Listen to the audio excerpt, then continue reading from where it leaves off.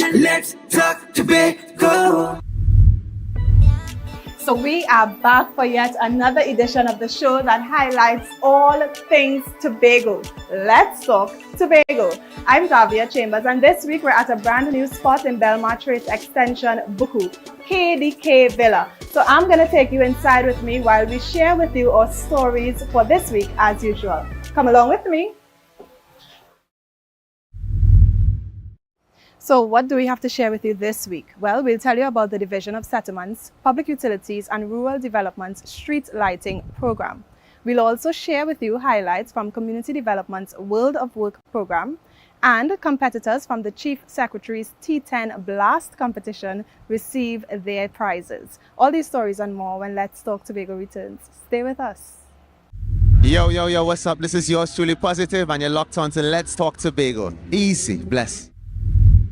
Do you see the beautiful lights in this villa? Can you imagine what it would have been like if there were no lights? So electricity plays an important part in modern life, and street lights are important for safety and security. So through this program that you're going to learn about in our first story, communities in Tobago are being lit. Take a look. No lights? No problem, because there's a program which falls under the Division of Settlements, Public Utilities and Rural Development called the Street Lighting and Rural Electrification Program, which aids in providing lighting to low-income households and communities. The latest community, Canaan Feeder Road Extension. The installation of 14 street lights was carried out in partnership with the Trinidad and Tobago Electricity Commission. We are embarking on an aggressive rural electrification and streetlight installation program. Today, we are in Canaan Feeder Road, where we are installing 11 streetlights.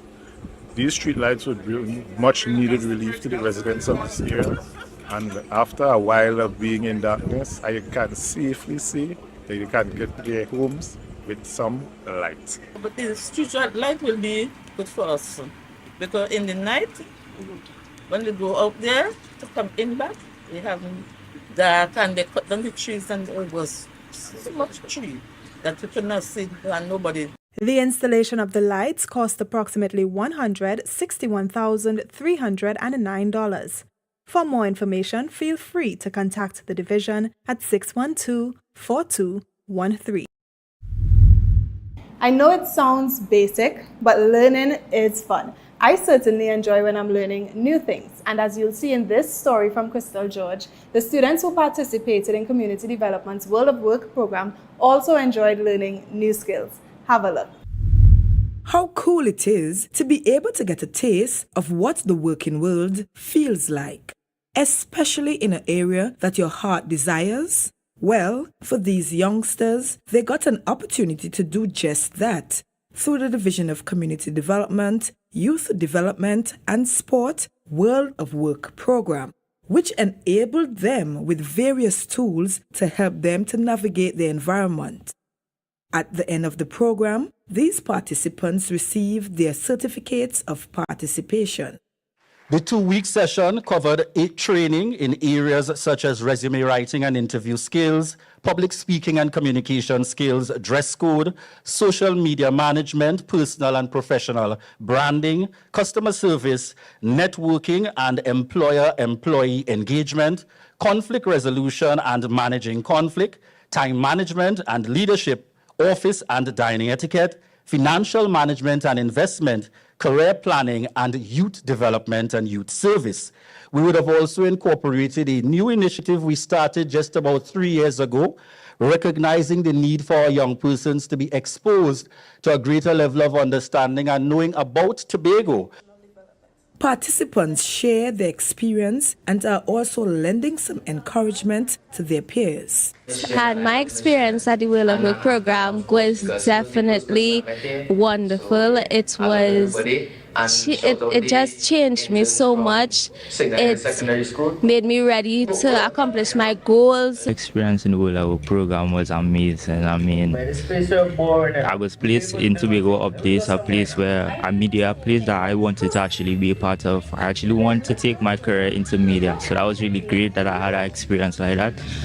Everything was well planned out here at the World of Work program. The free food is amazing. I definitely recommend you guys to come out next year and apply. I was placed at Tobago Updates. Now, the experience was very, very nice. I really liked everything they taught me. It wasn't really anything I expected, to be very honest. I had no idea about what went on in the media world and all this kind of stuff, but I learned fast and I did well in working there. From the inception of the program in 2009, the division's mandate is to create opportunities for our young persons to thrive in today's society. I'm Crystal George for Let's Talk Tobago. So in this story, you learn about the Office of the Chief Secretary's Summer Internship Program. And this production you're about to view was done by all three interns, Maya Alfred, Kianda Orr, and Dijano Granderson. Take a look, and we really hope you enjoy.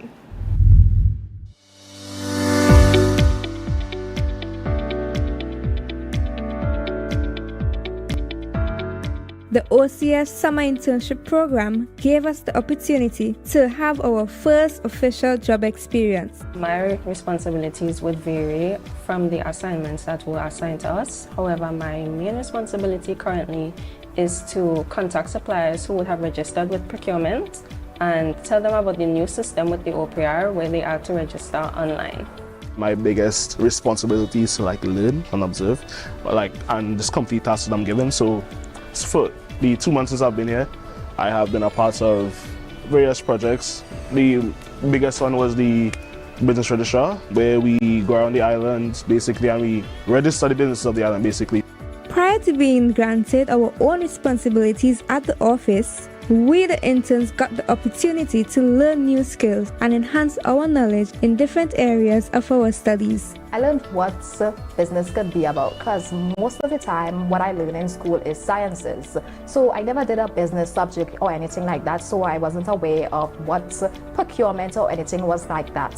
So when I came to the office and I got into what procurement really meant, I learned a lot of what happens in procuring goods and items for the entire OCS and the THM. I got a lot of insight about what it means to do economics on a public sector level.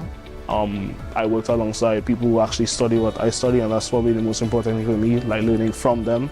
I learned from, he wasn't here, but I was informed a lot about Mr. Perry, who is the head statistician at the department. We had 2 outings. We went to change all the names on the PCs in the department to make it easier to notify them, or if they have a problem on the network, we can understand who it is and where to go. I learned about the different roles in my degree. A lot of jobs I didn't know I could have done, I could do now, so it helped me, navigate a little better career-wise. My experience when meeting the Chief Secretary, it was pretty insightful. I major in linguistics and education, and he is a fellow linguist himself. So us sharing that commonality was very intriguing and interesting to hear his thoughts as well as his experience in becoming a linguist.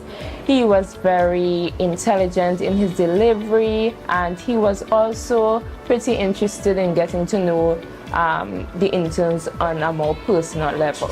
We thank all the members and staff of the Office of the Chief Secretary and by extension the Tobago House of Assembly for sharing this wonderful experience with us. Team OCS, one family, one love. I am Kianda Orr, OCS Summer Intern for Let's Talk Tobago. So we have to take a break right now, but we'll be back with more stories. Stay with us. Let's Talk Tobago. We'll be right back.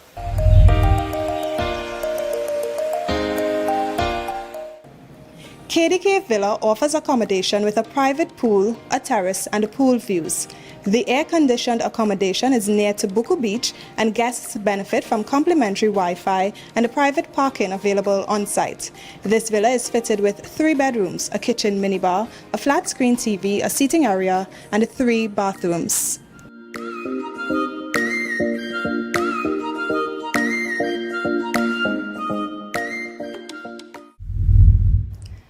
The teams that participated in the Chief Secretary's annual T10 Blast competition received their prizes for their very hard work. Crystal George has more in this story. After a week of cricket excitement at the Sid Grey Complex for the annual Chief Secretary's T10 Blast tournament held back in April, players were finally rewarded for their hard work. The host himself was on hand to distribute the winnings to the various teams. Thanks to you all for participating.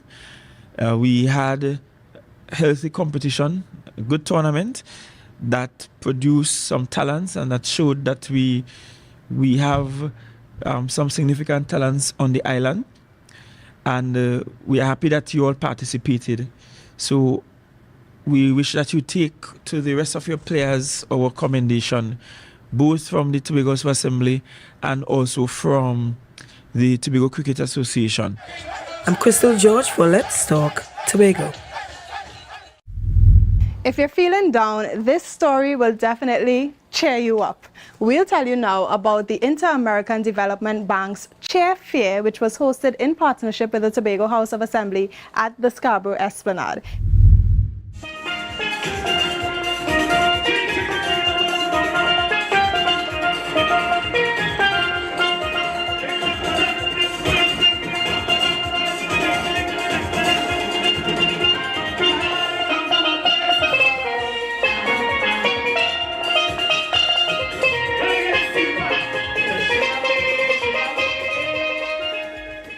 Chair Fair is a community event. It is actually an IDB event that they are partnering with the Tobago House of Assembly to really showcase the public and private sector offerings. There were 8 thematic areas: digital transformation, health, housing, climate change. All of these areas, we just aligned them to our divisions and asked to come and showcase some of the things that they're doing in their divisions based on these thematic areas. Chair Fair is about happiness. It's about fun.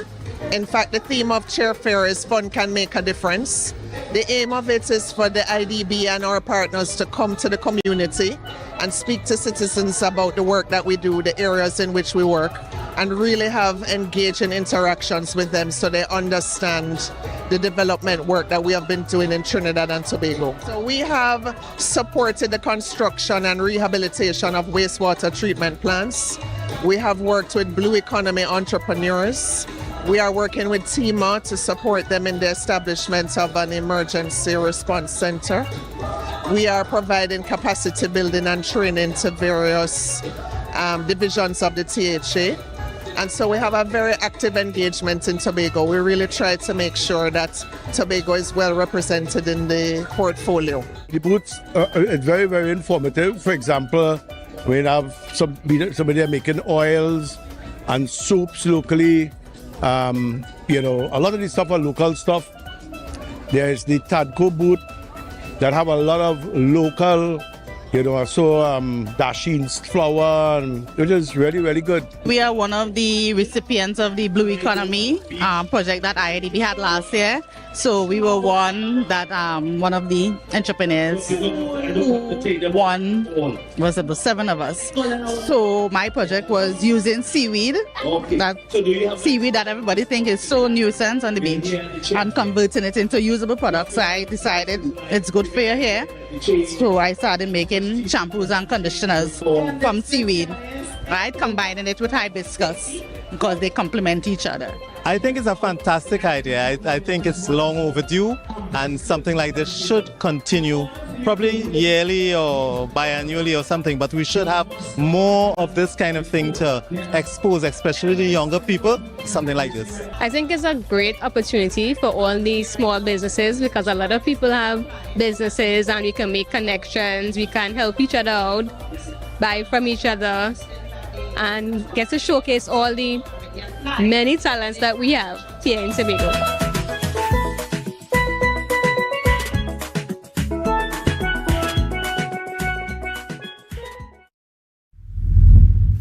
And that's a wrap for this edition of Let's Talk Tobago at KDK Villa. Thank you so much for joining us. Remember to follow us on all of our social media handles. I'm Davia Chambers. On behalf of all of us at the Department of Information, do have a safe and fantastic week. We'll see you again next week from a different place, but same time.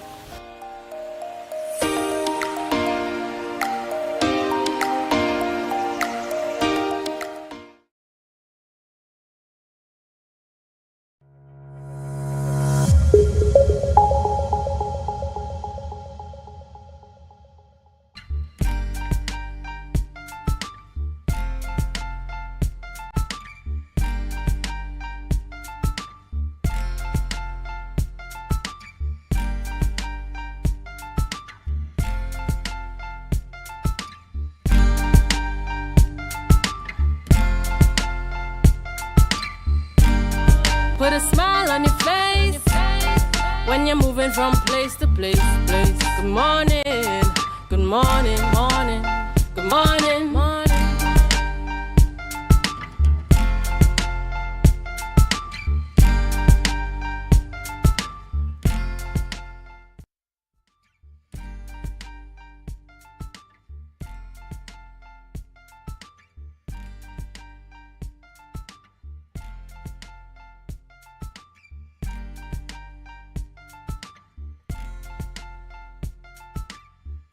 Good morning and welcome to the morning show on Tobago Updates. This is the day that the Lord has made and we will rejoice and be glad in it.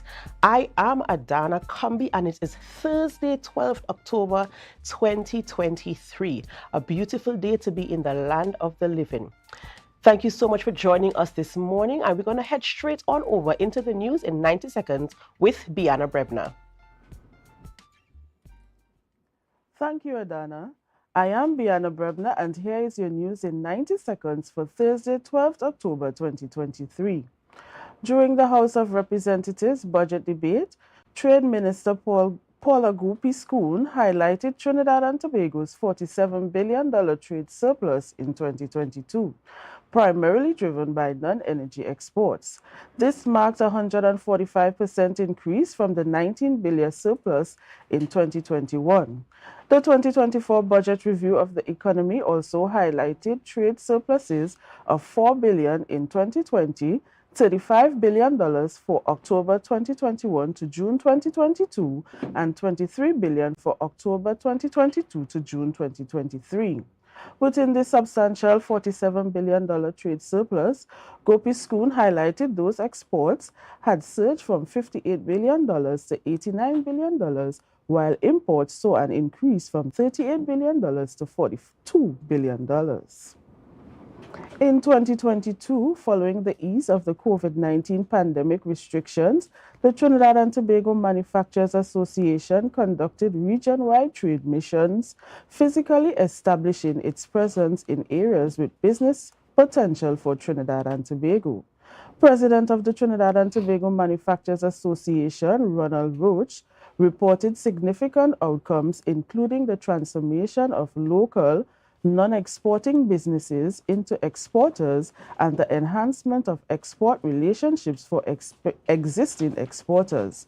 Speaking at the Trinidad and Tobago's Manufacturers Association post-2024 budget discussion at the Hyatt Regency in Port of Spain, Roach highlighted the mission's consecutive successes as a clear indicator of their effectiveness.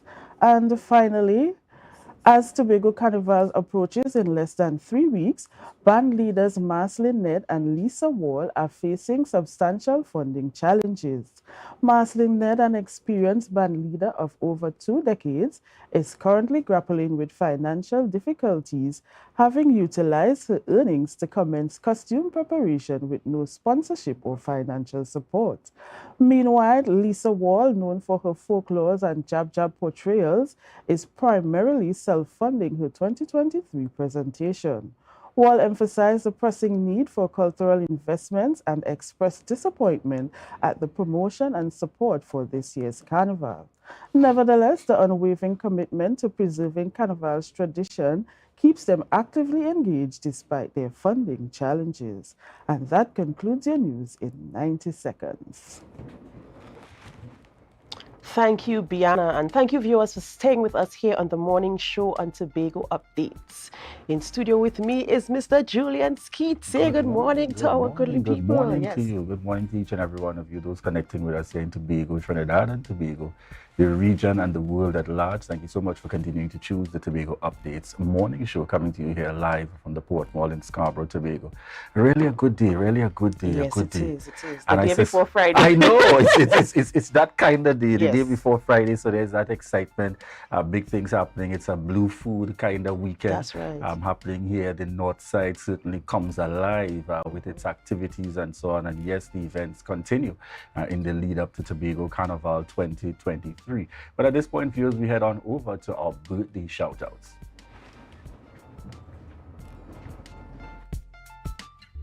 And celebrating a birthday today is Keela Whitlock St. Hilaire, and this birthday shout out is coming from the admin girls at Tech, and they want to wish you a very, very happy birthday.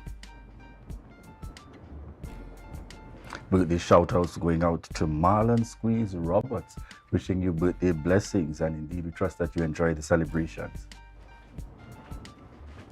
And bringing up the birthdays is Shanice Nore, known as Lucky. Happy birthday to you as you celebrate. Today we pronounce God's blessings upon your life, and we hope you have an enjoyable day as we lead into the weekend. Happy birthday. Yes, certainly our birthdays in the lineup this morning. Adana, what's been happening? What's been happening on your end? Well, on my end, it's been very busy, very, very busy. It's from one thing to the next. But you know, I just thank God that I have the strength and the support to do the things that I have to do, and you know, on a daily basis, because the demands of adulthood, we don't talk about these things often, but the demands of adulthood, you know, there are so many. But we thank God for life. We thank God for life. Very important at that. Yes. And you know, some people think even if you speak about that, you know, oh God, don't complain, don't complain. So we ought to give God thanks. Right. And I know we would have also yesterday, Youth Wednesday, and kudos to our youth hosts that they in the mix, Tobago Updates morning show.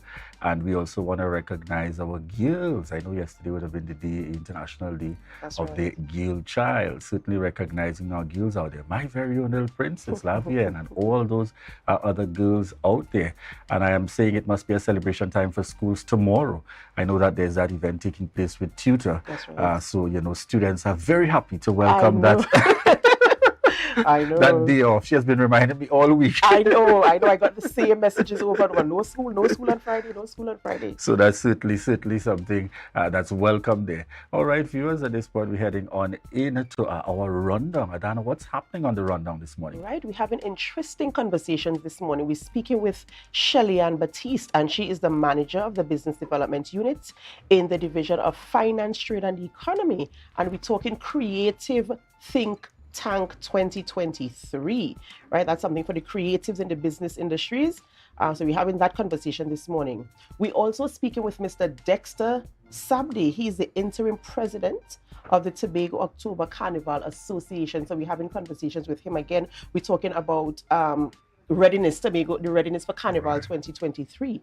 And rounding up our conversations this morning, is Zion Williams. He's a student head chef at the Tobago Hospitality and Tourism Institute, and Brianna James, a student sous chef at the same THDI. And we're talking about student dinners. So we have a really interesting mix in the show for you guys today. All right, and just before we head on into our next segment, you see, I get pull up on the outside. They skate. Don't forget the viewers on the live. Right. So I go in there this morning. Shout outs this morning. Khadija, I see Khadija Nelson, John on the live, Karen George, Lavian Ashby Cupid in the mix this morning, Andre McSween, Maxine Lyons, Alicia Devines. Want to say a morning shout outs to each and every one of you. Hey, I see Laverne Simon also on the live this morning. Good morning to each and every one of you. I know we have persons tuned in as well, following, continuing to give that support. Lisel James, QQ Melville, Auntie Dora Lyons, all of you on the outside, we want to say thank you very much for continuing to choose the Tobago Updates morning show. And at this point, we head on into Tobago in Focus.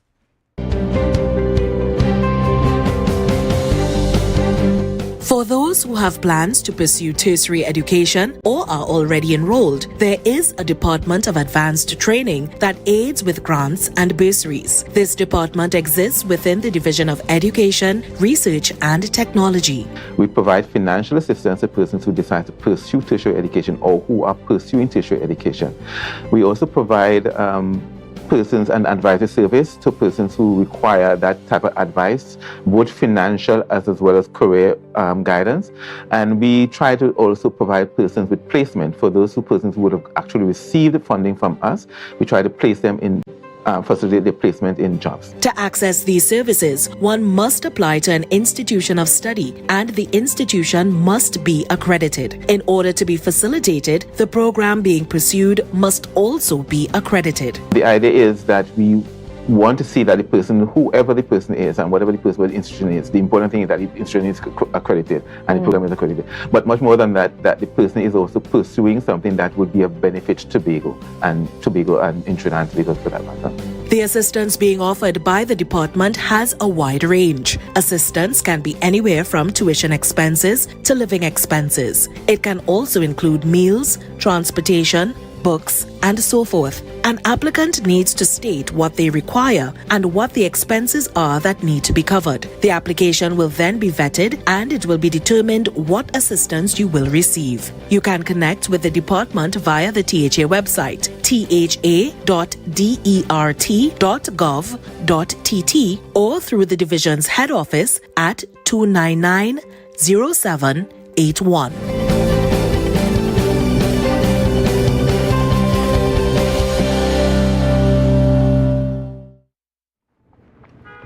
Welcome back to the morning show on Tobago Updates. And of course, we'll be beginning our conversations this morning talking about the creative think tank, and we're speaking with Ms. Shelly-Ann Batiste. She is the manager of the business development unit, and we're going to have conversations as it relates to this. We want to know, what is the creative think tank? Why is my tongue being twisted this morning? It's too early. It's too early. So tell us about the creative think tank, what it is about, and what are your target audiences and your expected outcomes. It's something, the title itself is very exciting, right? So let us know what it is about. So good morning, and thank you very much. So let's give a little correction.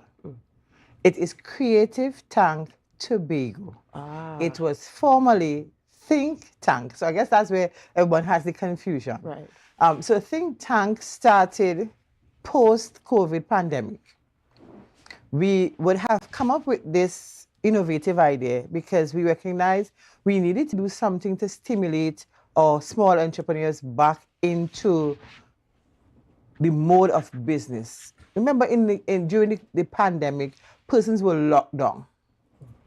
And the businesses we targeted then were literally on lockdown, so they could not open their businesses. Therefore, that was an initiative of ours to help them, ease them back into business. We have since renamed Creative Tank Tobago. And that is because we wanted to expand the sectors.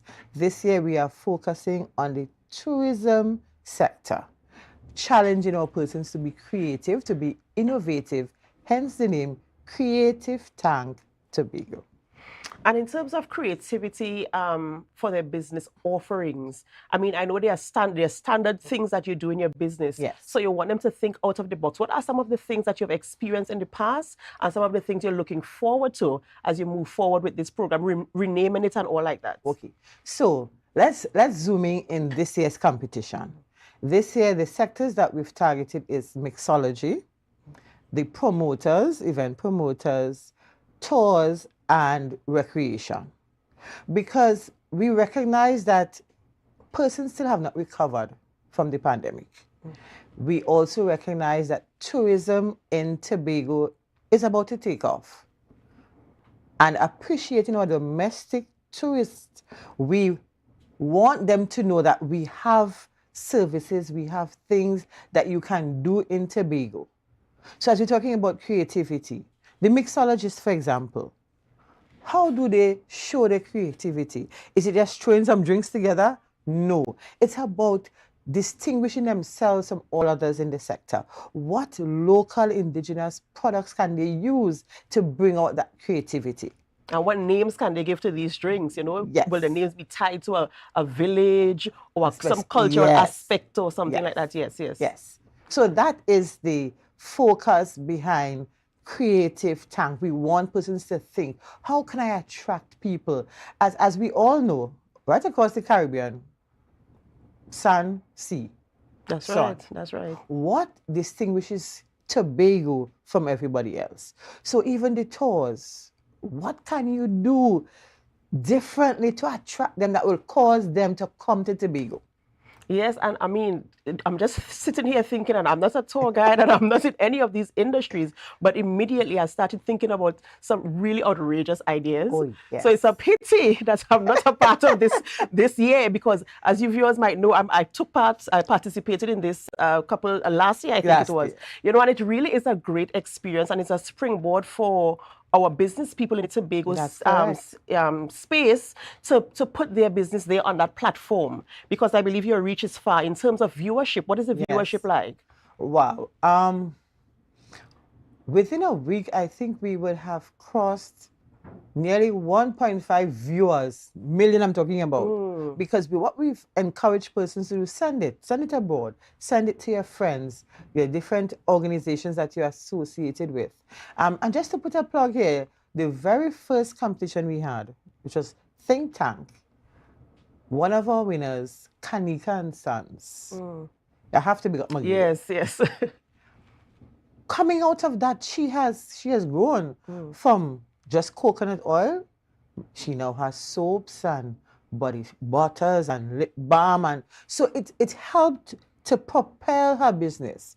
We also want persons to understand that this is an opportunity for free marketing. Free marketing. Yes, and endorsement, right? Yes. So persons out there can know.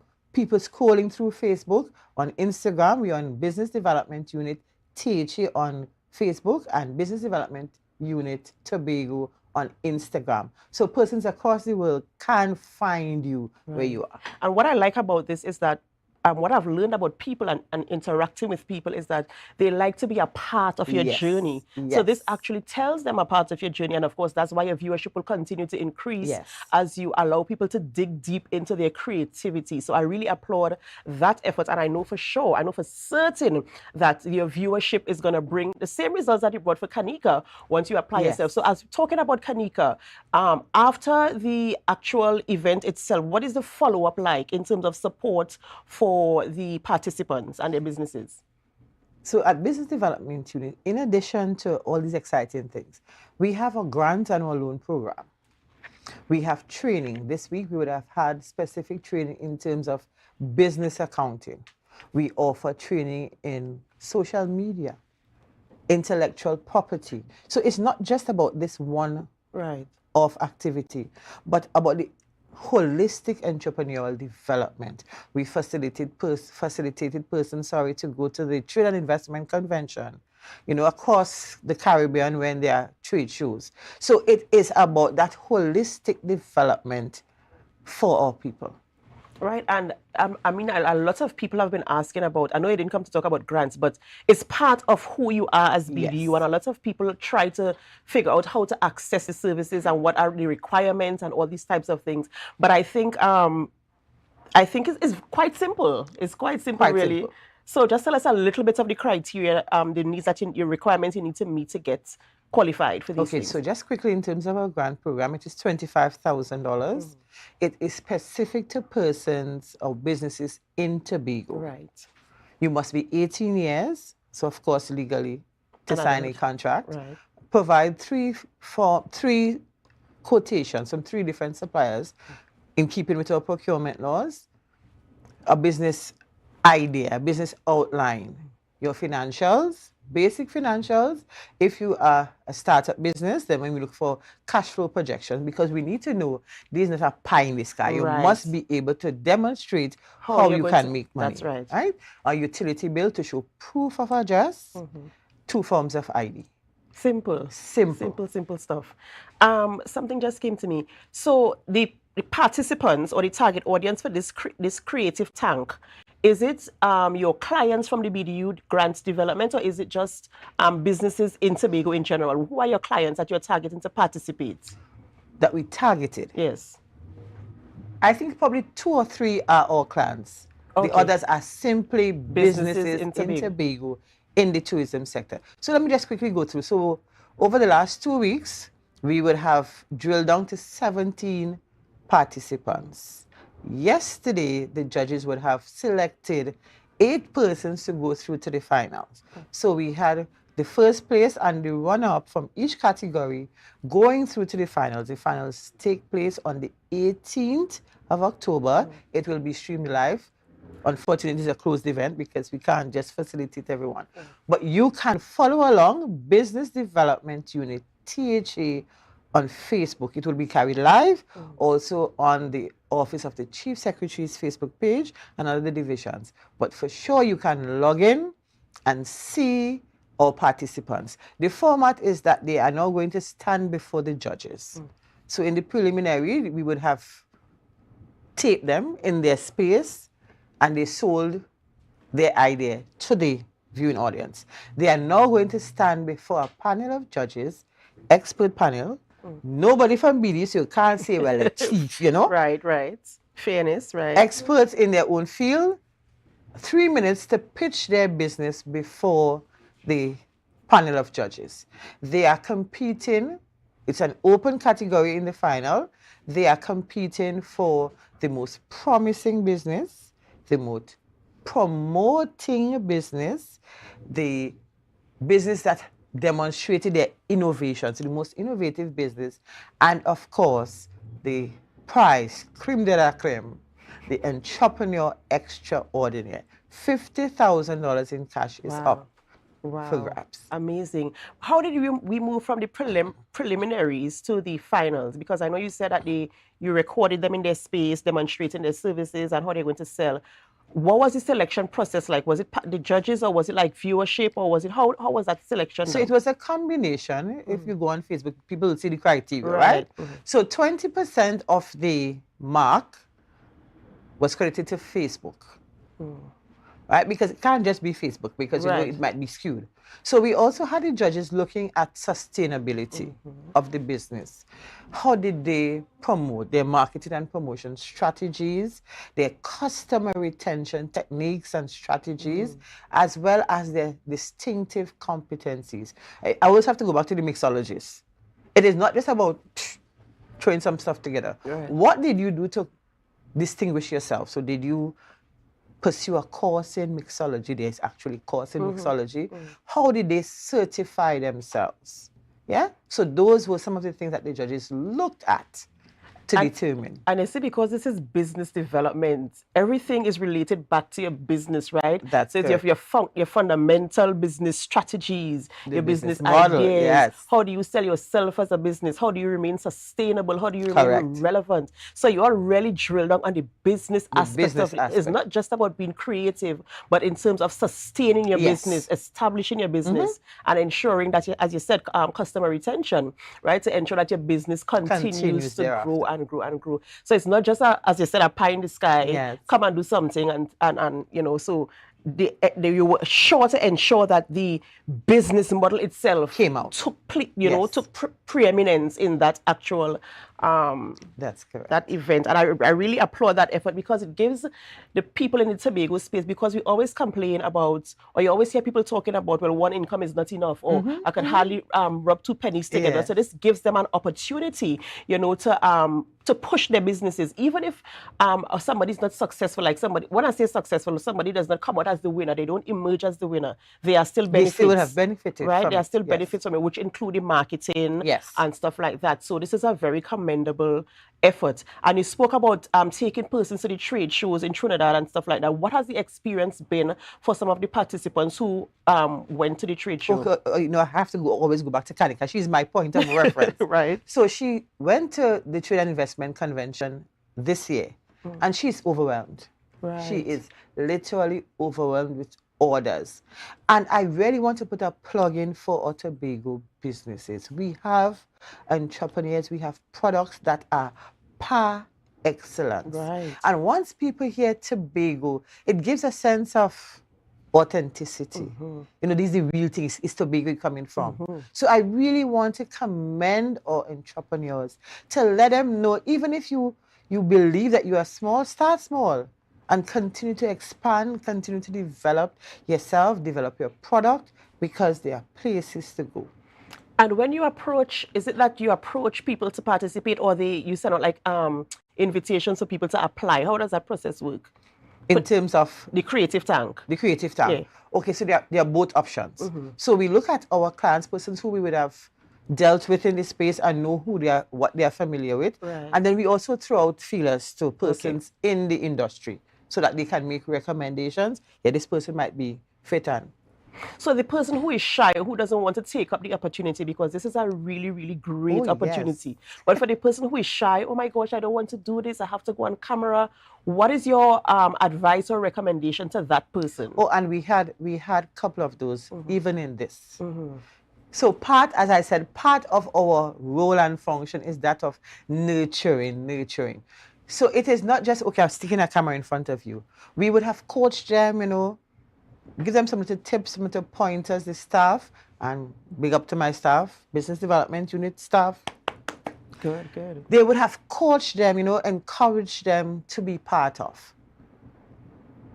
As to show them that, listen, it is not just about being in front of the camera and being shy. They were actually someone who sent persons, and he was he just stood behind and let his workers came to do the presentation. So it's about understanding what I have. Do not be ashamed or intimidated. Oh gosh, they go. No. You have a product.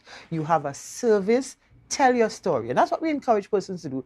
Tell your story. And people will fall in love with that story. And they will not see all the blemish and all the mistakes you made.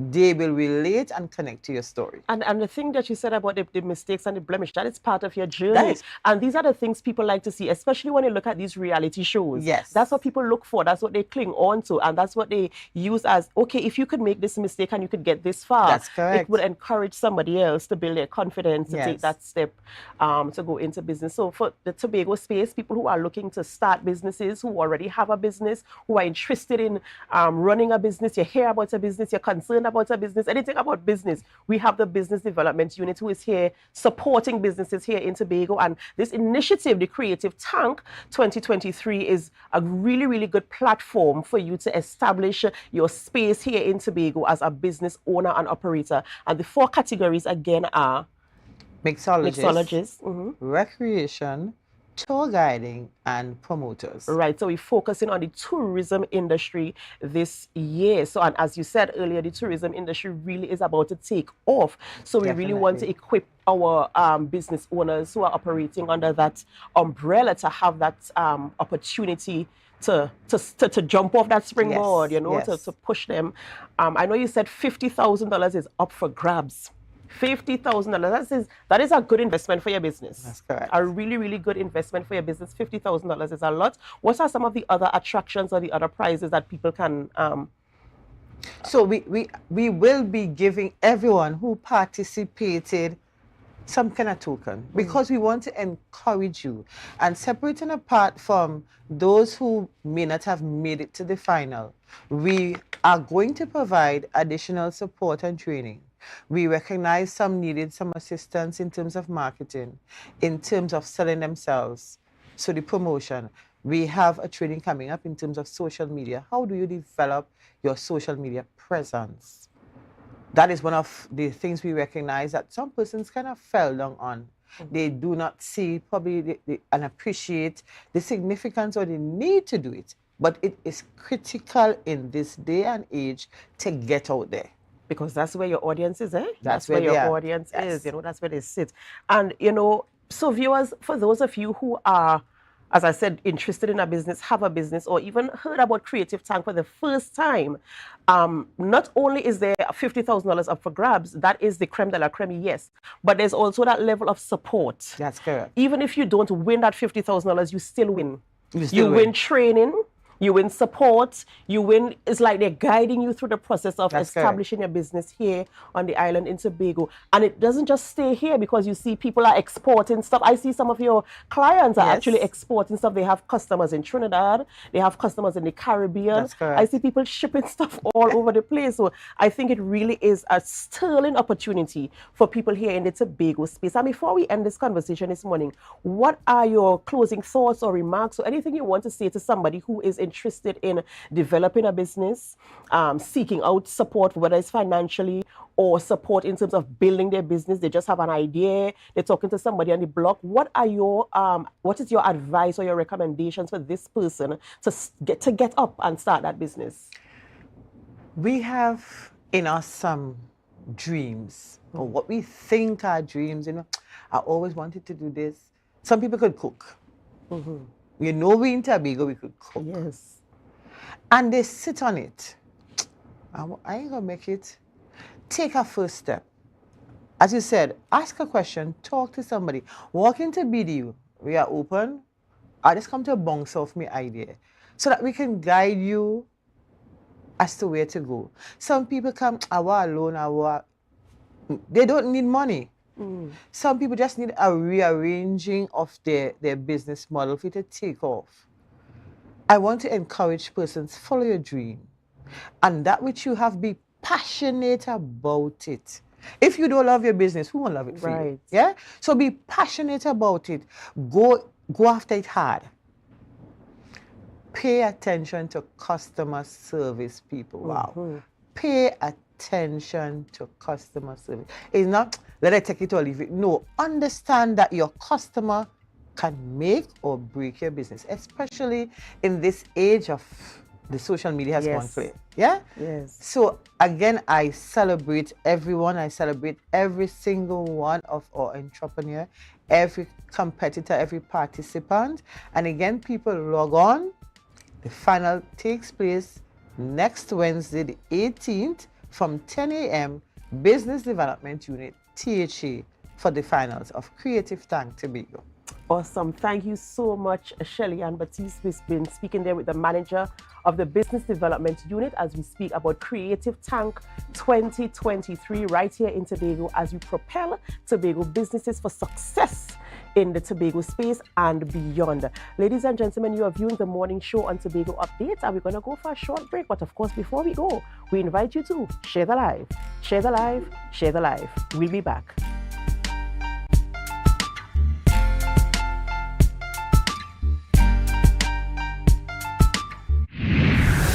25 years of real good dashing food, delicacies, and enjoyment. Well, it come around again as we celebrate 25 years of the Tobago Blue Food Festival. This year promises to entice your taste buds again on Sunday, October 15th at Bloody Bay from as early as 10 a.m. All are invited to the celebration filled with craft, games, but most importantly, Blue Food. This is a brunch-style celebration and will also see the likes of Super Blue, Nyla Blackman,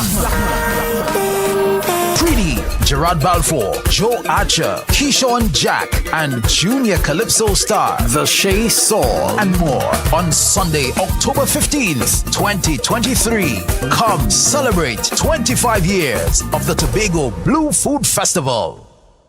Jimmy's Holiday Resorts has 1, 2, and 3 bedroom, fully self-contained apartments located at the heart of Crown Point. Minutes walk to the popular beaches, restaurants, bars, and the airport. Enjoy our amazing amenities such as fully equipped apartments, complete with Wi-Fi, AC, TV, and a pool, and a mini-mart on the compound. Call 639-8292 or 8929. Jimmy's Holiday Resorts is your family's home away from home. Tobago Carnival Caribbean Vibes presents Tequila Sunset. Tequila Sunset, October 27th. Scarborough Esplanade from 3 p.m. to 11 p.m. It's a cooler fete like no other. Bring your squad and we'll take care of the vibe with your top TNT and New York DJs, surprise guest artists. Tequila Sunset will be an epic event you will never forget. Early bird tickets are 199 TT or 30 US. Get your tickets online on islandetickets.com or frontlineticketing.com. For more info, call 475-6218 or 754-7344. And New York, 917-561-9742. All drinks must be in plastic bottles and no ice or chaser allowed. Tequila Sunset, October 27th, Scarborough Esplanade.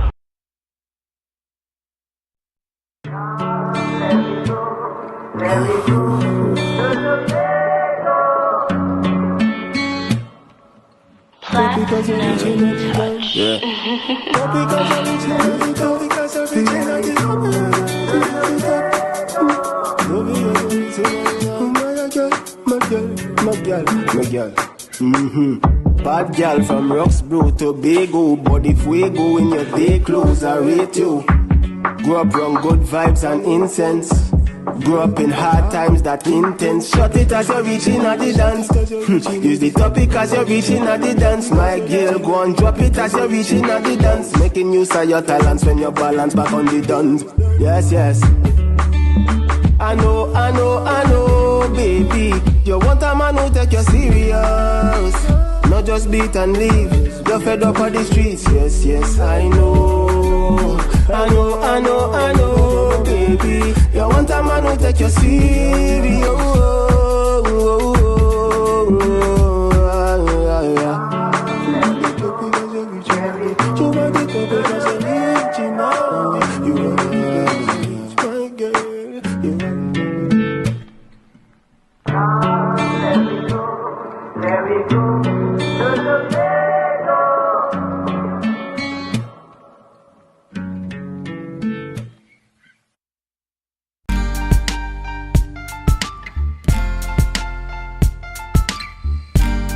Put a smile on your face when you're moving from place to place.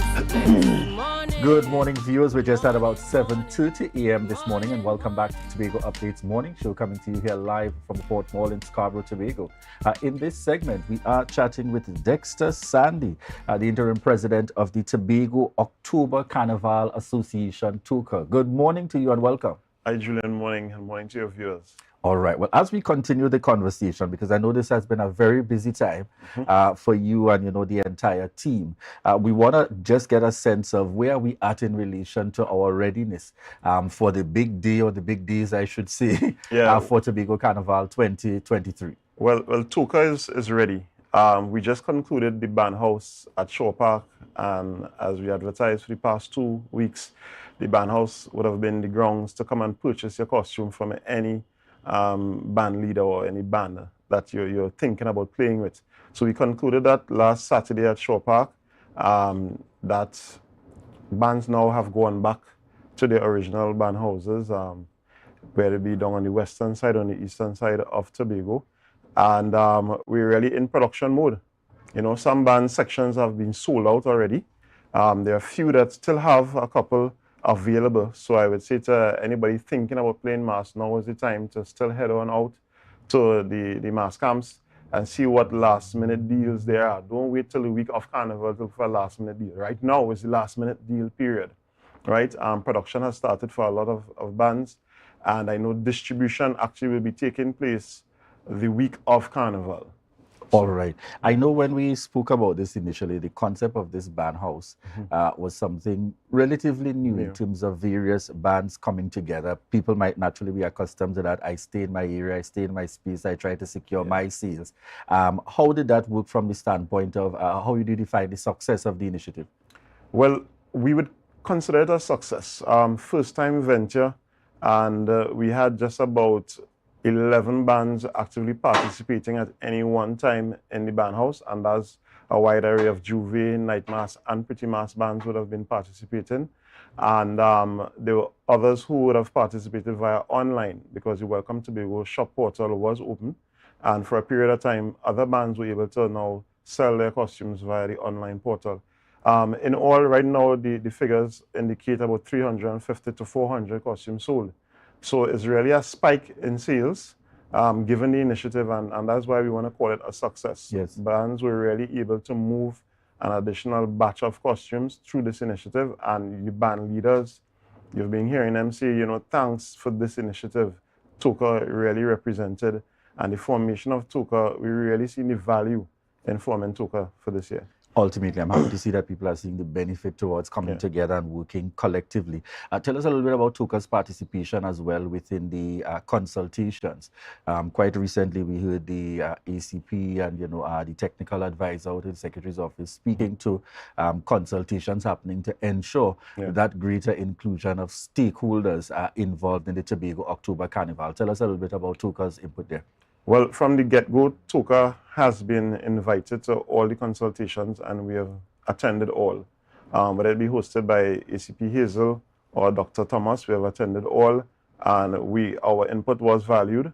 So we're seeing where all the stakeholders right now on the same page. We shouldn't have any confusion on the day where police has a certain directive, fire has a directive, and the mass has a directive, and we're operating in silos. We should not see that happening at all. We're all on the same page. We understand what is to take place from Juve morning 4 a.m. right until midnight Sunday night. All right. The offerings that are coming from the various bands, and so people will get those details out of their respective band houses. But your feel in relation to the route and these things that have been agreed to this time around? Yeah, so the route has been confirmed. That's the information that was given to us because the proclamation was passed. So the proclamation period starts at 4 a.m. on the Saturday for the Juve. And the Juve route, similar to the Pretty Mas route, it will commence at Shore Park, and we will head out onto the Claude Noel Highway, come straight down Light and Life, Wilson Road traffic lights, and back into town, come down on the Old Milford Road. So that will be the route for Juve and for the Pretty Mass. The night mass, which is on Saturday night, and the traditional mass on Sunday morning, they will take the route from the Coast Guard base along the Old Milford Road, come into Scarborough, make the right by Market Square, and loop around on Gardenside Street and head back down on Milford Road. So they have that circuit to operate. Very similar again with the bands on Sunday. And for Juve, once they start on time, you have that circuit to go as many times as you can. So really encouraging the bands to come out early, masqueraders, your starting points, your band leaders are going to say where exactly is your starting point. The road on Sunday is open from 9 a.m. The road on Saturday is open from 4 a.m. Come out early, enjoy the festivities. All right.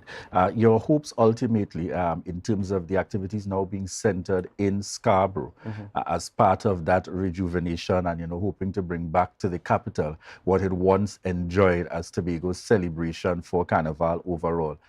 What are your hopes based on the plans that have been laid out? I'm really hoping that Scarborough really flows smoothly in terms of logistics. I'm really hoping that the setup in terms of what the THA is going to do on that Milford Road, that it really brings out the beauty of that stretch and incorporates the waterfront, right? Because that's what we have as a natural element there. We really need to take advantage of it. It's one of the few places, I think it's one of two, where a masquerader can parade in a costume along a waterfront. So we really need to take advantage of that, make sure the optics are captured so we can market this carnival, because it is a carnival that can be reckoned with across the world. I mean, somebody who wants to leave the region to go to Miami, it will cost them X amount of dollars, right? It could cost them as much as $1,500 US to do that. But if it is you consider Tobago as an option in October, it may cost you about $500, $600 US. So it may be that a couple may be able to travel in that $1,500 and come to Tobago and enjoy the festivities here versus one person paying to go to Miami. So we really need to market our product. I think we have it within us. So let's get it done. Let's show the world that Tobago is the place to be the last weekend in October. Certainly, and it always reckons with me since we started last year. I'm a lover of soca and my Carnival season, and that concept of hoping that Tobago builds to the point where Trinidad and Tobago can be promoted jointly as the beginning and the end for the entire year of Carnival celebrations. We get started in Trinidad and you close off the Carnival celebrations for the year in Tobago. Any plans in terms of Toca? I know that the formation came out of the Tobago October Carnival, but hopes in terms of contributing, when we have the National Carnival as well, particularly in terms of the happenings in Tobago? Well, yes, Toca is available in terms of any consultations to give our lessons learned out of October to help to enhance the National in February. In terms of the Band Leaders Association for February, as a separate entity, and I know pretty soon they're going to be having elections. Right? So I know that structure will maintain and they will run in terms of all the bands that are participating in February. Now, there are some bands in October that will participate in February, so they will align with that entity and make sure that the best practices are carried over. But I think all in all, the band leaders right now have the right mindset. We're making the best of what we have and we're trying to improve on it. And I think once we show that, and we continue along that pathway, the THA will then support us even more. They announced a budget of about just $12.5 million. We're still waiting to see how they're allocating it. But I'm pretty certain once we show organization as band leaders, we will get that level of support that we're looking for. All right, excellent. Any additional information you'd want to share before we close this morning's interview? Well, I know the bands, we are all ready. I've been making the rounds, chatting with band leaders. As it is right now, based on the registration count by the end of this weekend, we will start to now cluster the bands, because we have been speaking about clustering the bands to ensure that we, in terms of the numbers behind the music trucks, we don't look scattered. We don't have a truck fest as we had last year. So we're working on that right now. Once the bands are clustered and we have a number system, everybody will be notified.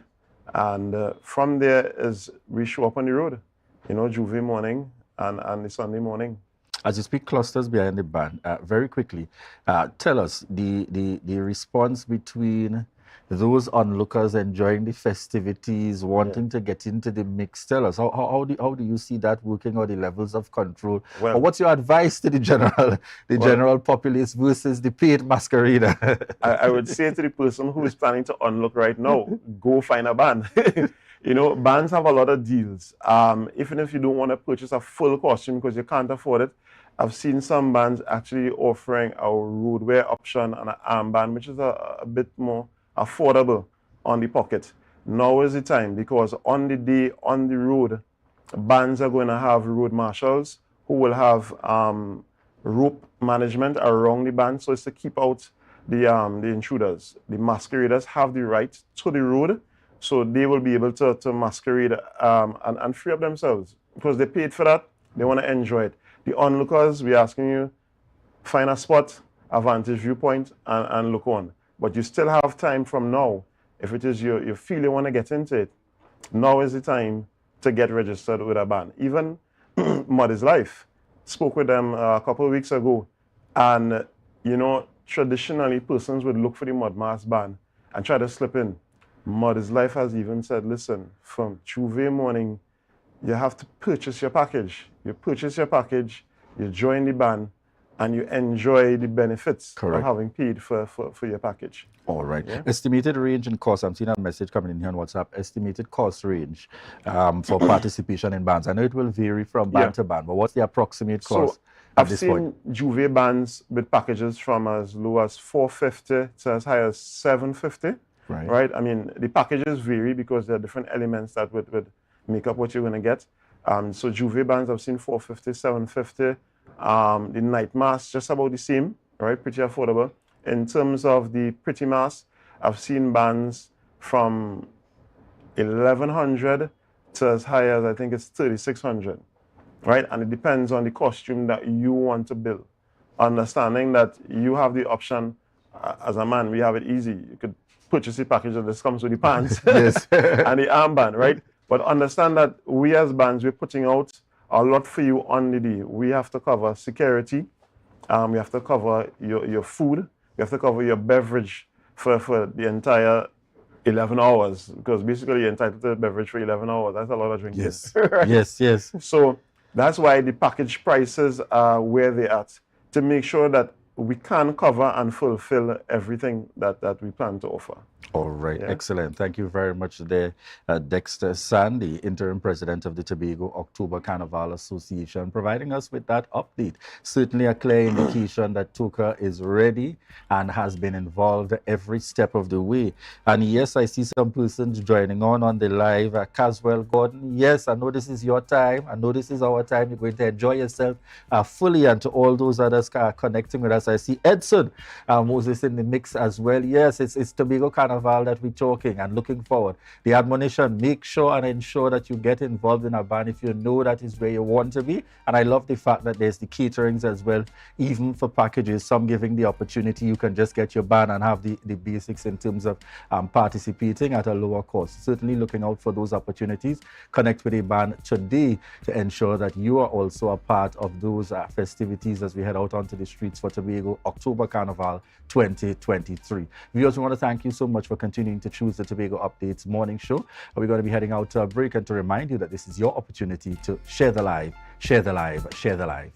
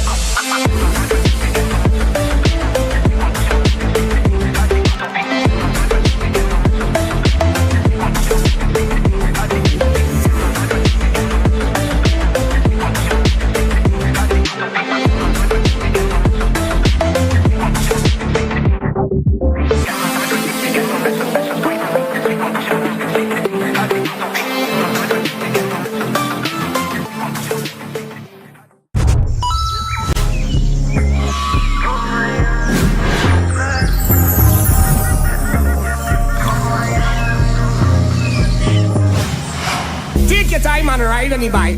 Take your time and ride on the bike. Take your time and ride on the bike and ride on the bike and ride on the bike. She's loving the ambience of my. Somebody call the ambulance for this chick. I just long, I don't really quick. That's why she's loving me. Better bet you when you're done, you might walk with a stick. Meanwhile, you bend down, let me see you boom click. Let me beat it up just like. I know you're loving me. When coming to I like the plenty. Sit on my riding like a Bentley. Full of that need to empty. Take your time and ride on the bike. Take your time and ride on the bike. Take your time and ride on the bike and ride on the bike and ride on the bike. Ride on the bike. Ride on the bike. Ride on the bike. Ride on the bike. Ride on the ride on the ride on the ride on the ride on the ride on the ride on the bike.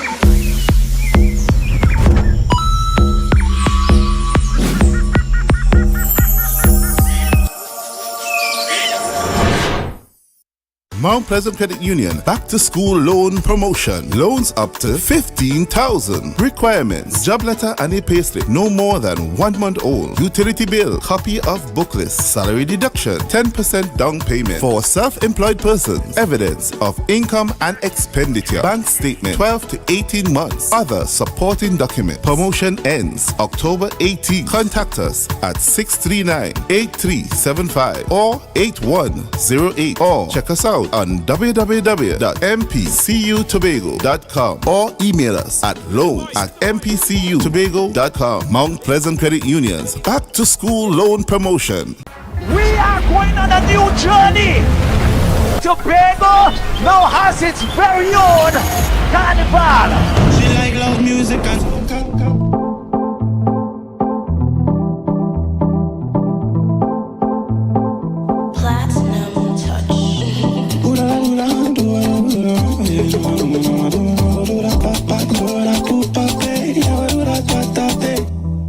rotisserie, mouth-watering fries, salads, combos, and specials galore. Feeling for something to eat? Come and see. Our rotisserie is seasoned to the T. Kicking chicken, masala, and jerk roast. Crispy fries made from scratch. Who do you know can beat that? Or salads freshly cut and packed. When you taste it, you'll be wanting to come back. So come check us out on number 2 Robinson Street, Uptown Scarborough, Tobago. We open on Saturday nights from 7:30 to 11:30 p.m. Monday to Thursday, we're open from 10 a.m. to 9:30 p.m. and on Friday, 10 a.m. to 4:30 p.m. Contact us at 772-7443 and all social media handles at The Rotisserie Factory. We in Tobago for Carnival with the award-winning band Fog Angels, Juve and Mass. You don't know it's your boy Young Brother representing for Fog Angels, Big Bad, Juve and Mass Band. 2 days of excitement, 2 days of jam on the road with Fog Angels, Juve and Mass Band. Push back, baby. Push back on Fog Angels, baby. We're Tobago's premium, all-inclusive Juve and Mass Band that consists of costume, free drinks, free food, goodie bags, makeup artist, t-shirt cut designer, pre-party, after-party on the beach, live DJs, biggest artists, 40-foot music trucks, tight security, VIP service on the road, and a decade of experience. Fog Angels now. Take bamboo, gal. Fog Angels, Juve band. Take bamboo, gal. Ha! Fog Angels, Mass Band. For your premium all-inclusive packages, check Facebook, Instagram, or visit www.fogangels.com or call 492-9454 or 788-5481. Juve and Mass in Paradise. Play safe, play sexy, play Fog Angels. Fog Angels make you feel it, feel it.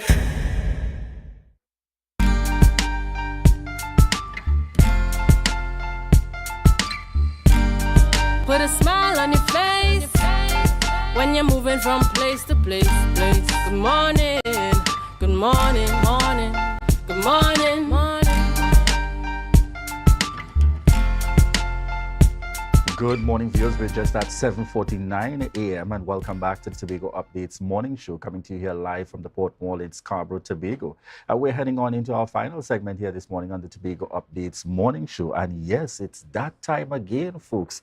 It's that time where we're speaking, it's dinner. You know, that local taste, that local touch. And yes, I'm getting excited because we're speaking about food. All right, we're speaking THTI Student Dinners, the return that happens tonight. And on set, we we have with us Zion Williams, and he's the student head chef of the Tobago Hospitality and Tourism Institute, and Josiah Cartel, and he's the student sous chef this morning. Good morning to you, gentlemen, and welcome. Good morning. All right, so as we get the conversation started, I dive in right in. We're speaking THTI student dinners, and it gets started tonight. Tell us a little bit about what persons can expect. Okay, well, my name is Zion Williams. Good morning, everyone, and good morning. I would start off by saying that the THTI student dinners, they convey an energy of international taste, cuisine. We bring a lot of those fusion dishes, a lot of those exotic dishes that you won't find here. We bring them in our student dinners and display for the guests to have a little taste of the world. All right, excellent. What has your experience been like? Because I know this is not your first year being involved. How has that been over the years, and the kind of support generally that would be received?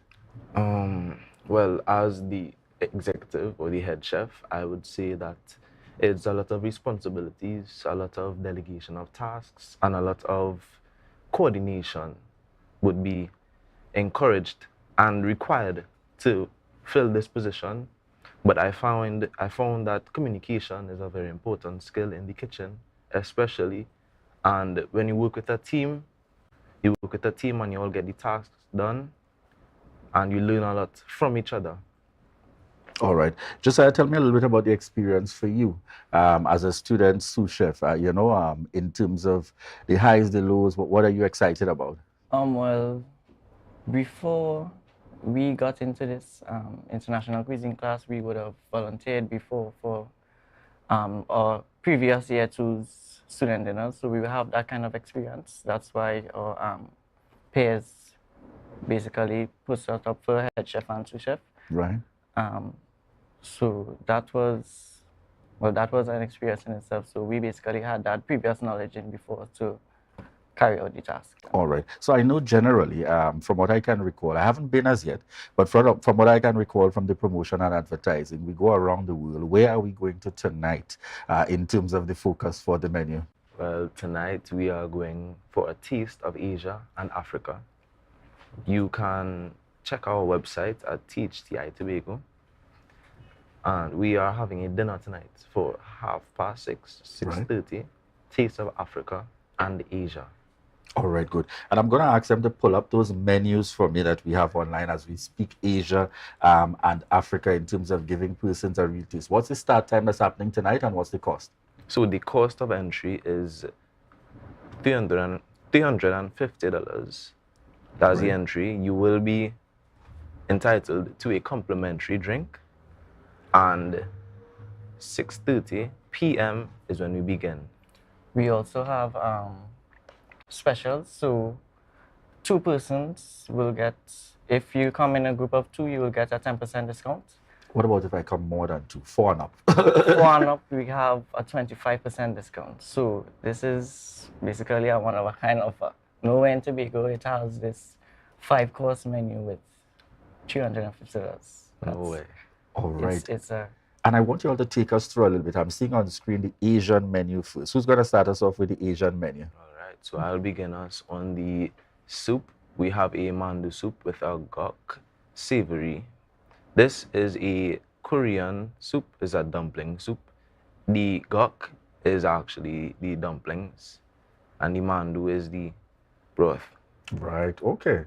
Nice. Let's dive straight to the appetizer. Mind you, I want to go straight to the main meal, but let's... all right. Yeah, in terms of what do you have on the lineup? Okay, so we also have Vietnamese spring rolls with a unique peanut sauce, crispy rice with spicy smoked salmon, really interested in that one, a house salad tailored by our house chefs.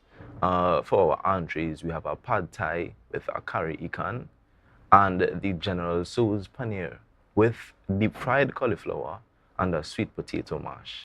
So the concept is that we can get a taste of Asia right, and this is actually a 5-course meal that's happening for only $350. Only $350. Wow. Okay, Fully good. comprehensive. And reminding persons that you have the opportunity, 2 or more persons as a discount that's happening tonight 10%. for 10% 10% discount. And if you come with 4 or more, so if you're coming with that larger family or you're coming with friends, how much do you get off? You get a 25% discount from the $350. All right, excellent. And we want to see as well let's pull up on screen the other menu for the lineup there that's taking place, which is the African menu. Because tonight is a taste of Africa and Asia. All right, and the lineup on the Africa menu. Tell us a little bit about this. Right. So for the African menu, we have an egusi soup, a traditional African soup. It's hearty beef. It has beef curry. It usually has like fish, crayfish, and other stuff, but we're trying to keep it simple. For the house salad, same with beetroot and crispy fried plantains. For the entrees, we have a peanut African goat stew. So that is a first for most persons as well, to get that kind of taste of that international cuisine. So yeah, and the dessert as well, we have a plantain parfait. It usually is more of usually seen as a banana parfait, but we try to infuse it with local crops. All right, excellent. Tell me a little bit specifically, who are these dinners catered to in terms of your target audience? You're looking at families, couples. I mean, just give us an idea based on your experience over time. Who is your target for the dinner? So the target will be those persons who looking for that extra, or not looking for the norm, basically, so that, I don't know, and widen their palate, experience some new stuff, you know? You know, that you wouldn't usually find in Tobago local cuisine. We try to provide it. We try to provide a unique flavor profile for those who seek that, you know, that exotic taste, that foreign taste. We aim to provide that at the top of the meal restaurant at Hotel School. So would you say that this has been an excellent addition to this, it's the international cuisine class, as part of the mechanism? Because I know this only started like a few years ago, really adding this element. How has it been, you know, particularly for you all as students, having this kind of practical engagement with what you're learning in the classroom, and not just practical to prepare for teachers or those, you know, persons that may assess, but practical in the sense of you're really getting Tobago and those visitors to come take a taste. How has that experience been for you? I would say it has been a wonderful experience. It has been an eye-opener as to how vast the world really is. International cuisine class has taught me so much. I mean, you see so much content on the media that, you know, you always wonder, what does this taste like? What does this look like? But it's a really different experience, putting your hand in the dish and tangibly creating something from scratch. That is why food is so amazing. And as it pertains to the Tobago, bringing it to Tobago, I find it's amazing because it really broadens the horizons, especially for the locals, as it pertains to food from around the world. Chef Sonia has taught us a lot, and being volunteers, Josiah, myself, and our group have volunteered for previous events. Yes. And the student dinners in particular have been a great addition to the overall culinary experience provided at THDI. Excellent. Josiah, tell us a little bit about your experience. So with my experience, it has made me grow as a person.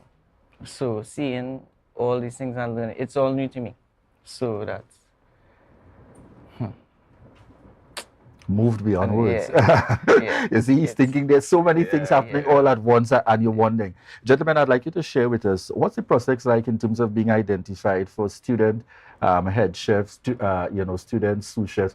Is it that the teacher, based on the expertise and observing the class, does the selection, the class comes together? How does it work?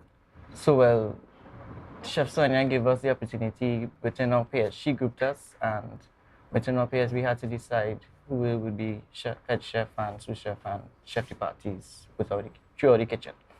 And we also had to delegate someone for front of house and decor. so that they can basically be in charge of that. So that there's a full involvement of the class in this So that initiative. one group will be in charge of the front of house and one group in the back of house. So, and alternating throughout all the events throughout international cuisine. All right, excellent. Tell us, so I know that tonight is the start in terms of how long does it run for? Until? It runs until... Starts at 6:30. Right. And it ends at 9 p.m. Tonight is the end of the student dinner, Taste of Asia and Africa. Right, so tonight is Taste of Asia and Africa, and then I know it goes into, is it the next 2 months? You have also got one in November and December? Correct. We have a lot of events. We have wine tastings, we have afternoon teas and brunches coming up as well. So all of this is happening up at Top of the Mill restaurant? Yes, a lot of events, student events. All right, excellent. And again, based on the information I'm seeing coming in, there's also November 6th, 16th, which is going to be Taste of Europe, and December the 7th is going to be a Taste of the Americas. But for tonight only, from 6:30 p.m., you have the opportunity, which is a Taste of Africa and Asia, and it's happening right up there, Top of the Mill restaurant. Gentlemen, just remind us again the discounts that are available, because I want to make sure persons hear about the discounts so that they know. Head up there, head on up this evening to ensure that you're able to benefit from this. Just remind us about the discounts again. So the discounts we have, if you come with 2 persons, you get a 10% discount each on the cost, and 4 persons and more, 25% discount. So. All right, excellent. So you're starting from an advantageous point. Go ahead. Inclusive of a complimentary drink, non-alcoholic, of course. All right, excellent. So I just want to get from you personally, gentlemen, before we wrap this morning, you're also speaking here to the potential student that may have an interest and wondering if this is for me. You know, I've always been in the kitchen and I've had that passion. Where did it start for you? Tell us. Okay, so me, I recently developed this passion for cuisine, for fine dining. And it really started when I came out of secondary school. I wasn't really sure where I was going from here. And I found that a lot of students find themselves questioning, where do I go now? What do I do? A lot of students not really interested in pursuing tertiary education for the sole purpose of studies and books. And I can understand, I can relate. However, the culinary journey, I found that my passion began when I started to cook eggs. Funny enough, eggs and ramen. Just combining the taste of the yolks, the runny yolks in my ramen noodles, it was amazing. And just to think that food is so versatile, so much creation can take place as men creating. It's a very unique experience, and one that's only found in the kitchen. I wouldn't say that this industry is for everyone. It's a very demanding, it's a very time-consuming, it's a very labor-intensive industry. But you learn a lot, and I believe that when you put that skill under your belt, you can really become a great person. Yeah, I'm hearing you speaking, and I'm just thinking I'm sitting at a restaurant eating, and the chef is waiting for you there to give that feedback based on the meal that's provided. Just tell me a little bit about your experience, your motivation and inspiration for getting involved. Well, I basically grew up in the kitchen, with my parents and stuff like that.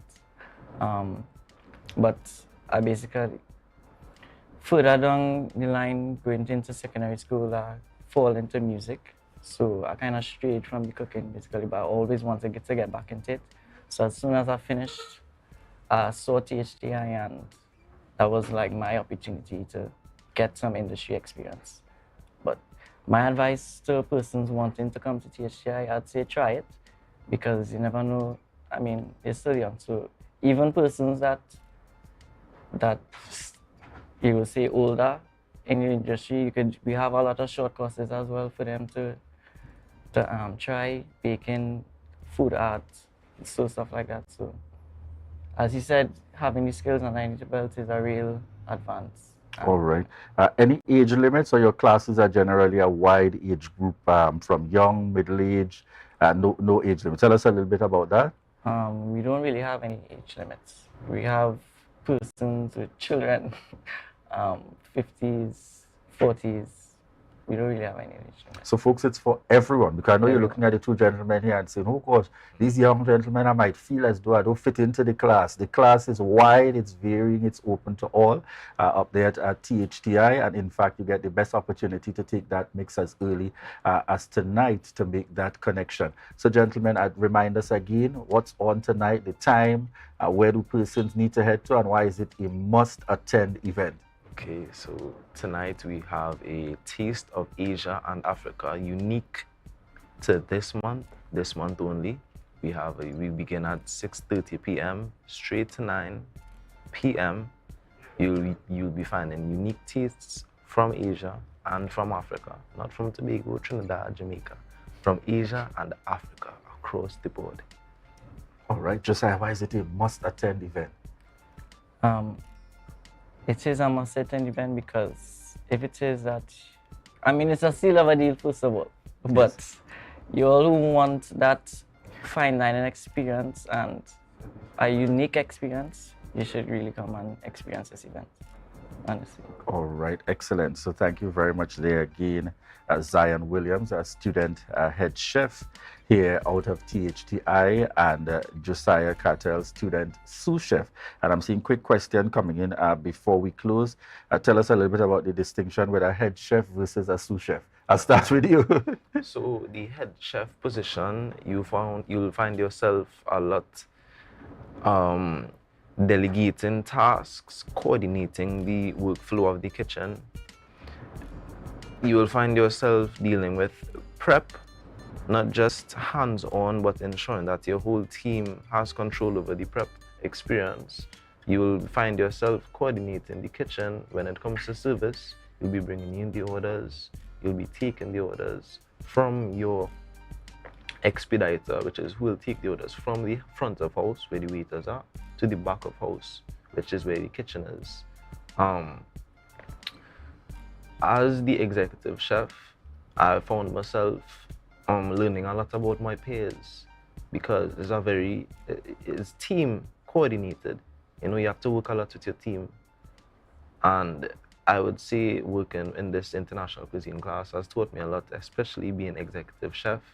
A lot of responsibilities that you must take up. All right, excellent. Josiah, sous chef. What's that? Responsibilities of a sous chef is basically the second in command of the head chef. Right. He relates to me as to, well, I relate to him as to what the operations of the kitchen are. I will basically run the hotline, so be in charge of making sure everybody is at the station doing exactly what they're supposed to be doing at all times. When he's expediting the orders, I'm making sure that, well, all the orders that are supposed to go out at a certain time and stuff like that. So you're ensuring that the ground is covered totally between you in terms of the full operations. Yeah. All right, folks, so it's a reminder once again, excellent opportunity to support our students here out at the Tobago Hospitality and Tourism Institute. The student dinner starts tonight, not tomorrow, not next week, tonight. It takes place tonight from 6:30 p.m. Happening up there at the Top of the Mill restaurant up at the THTI. So you're invited to head on out. Remember, if it's 2 or more persons, you get a 10% discount. If it's 4 or more persons, you get 25% off, and that's your opportunity. Tonight is a taste of Africa and a taste of Asia, and most certainly, yep, there's also a complimentary drink. I mean, it doesn't get much better than that. So we certainly want you to take the opportunity, ensure that you make the call. What's the number for persons to book reservations and to connect? You can just pull back up the flyer as well on screen. Is it that persons can just show up from about 6:30, 6 o'clock in terms of reservation? Sorry, yes, reservation system. There might be limited spaces at this point. Go ahead. However, walk-ins are accepted and they are encouraged, because it inspires the back of house to deal with unanticipated problems. So I would encourage you all to walk in. $250, 5-course meal, complimentary drink, Taste of Asia and Africa. Fully encouraged. All right, good. And we're seeing the contact information coming in here. It's 725-9043. That's 725-9043. And it's Top of the Mill Restaurant, International Cuisine Student Dinners. Back, and we get started from tonight at 6:30 p.m. So thank you very much, gentlemen, for joining us here on set, representing the Tobago Hospitality and the Tourism Institute. And viewers, we want to thank you so much for continuing to choose the Tobago Updates morning show and for connecting with us here this morning. I'm saying bye-bye for now. We will see you tomorrow again. But remember to stay tuned because we're heading straight on into Tobago Notes, followed by GMT. Bye-bye, folks.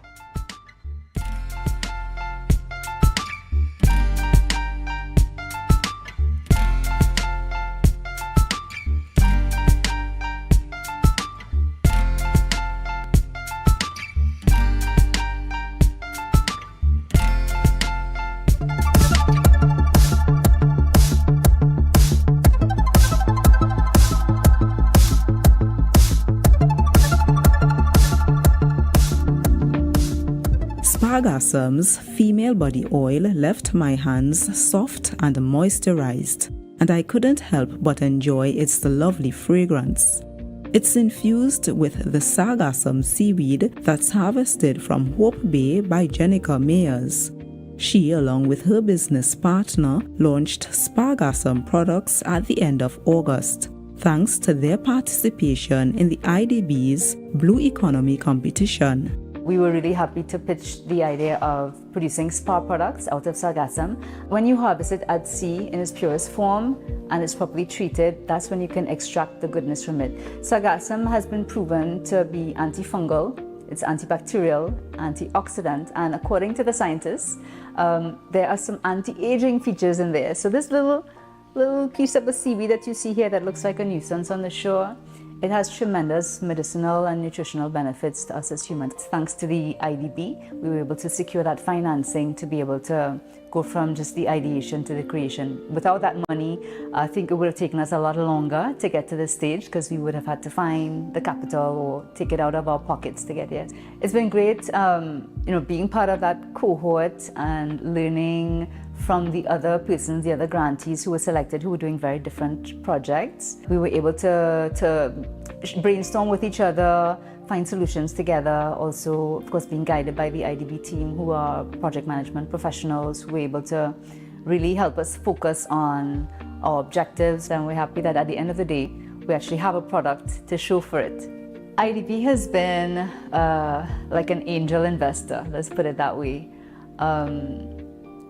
They came at just the right time, and so even their concept of giving grants to not just businesses but NGOs, anybody who had a great idea, I think that was fantastic of them, and they really provided that technical support to make sure that we went beyond the idea.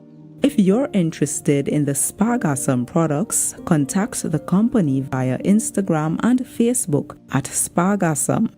Email tobagojellypeddy@gmail.com or call 762-0266. That was a production of the Department of Information, Office of the Chief Secretary, Tobago House of Assembly.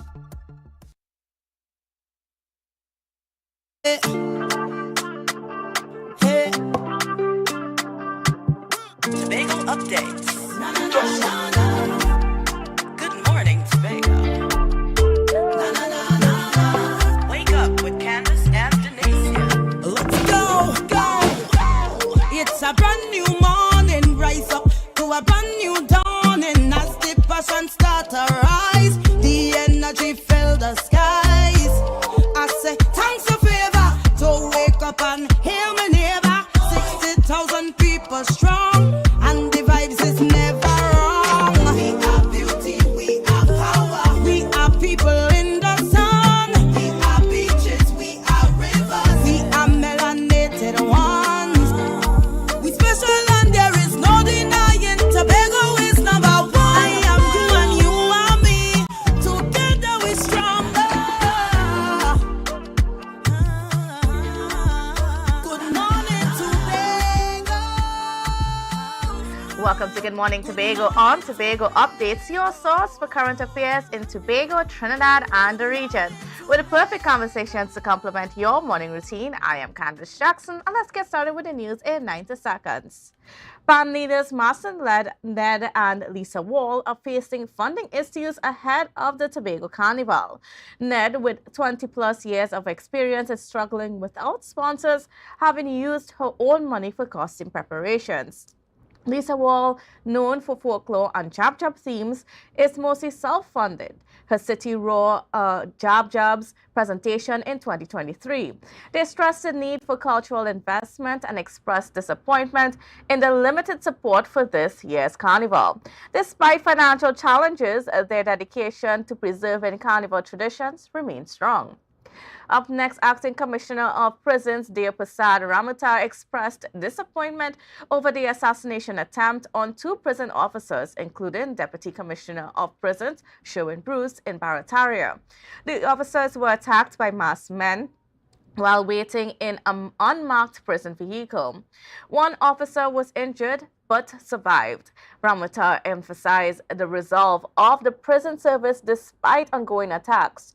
He dispelled rumors about the attack being related to cell phone jammers and urged cooperation from the underworld to combat such criminality.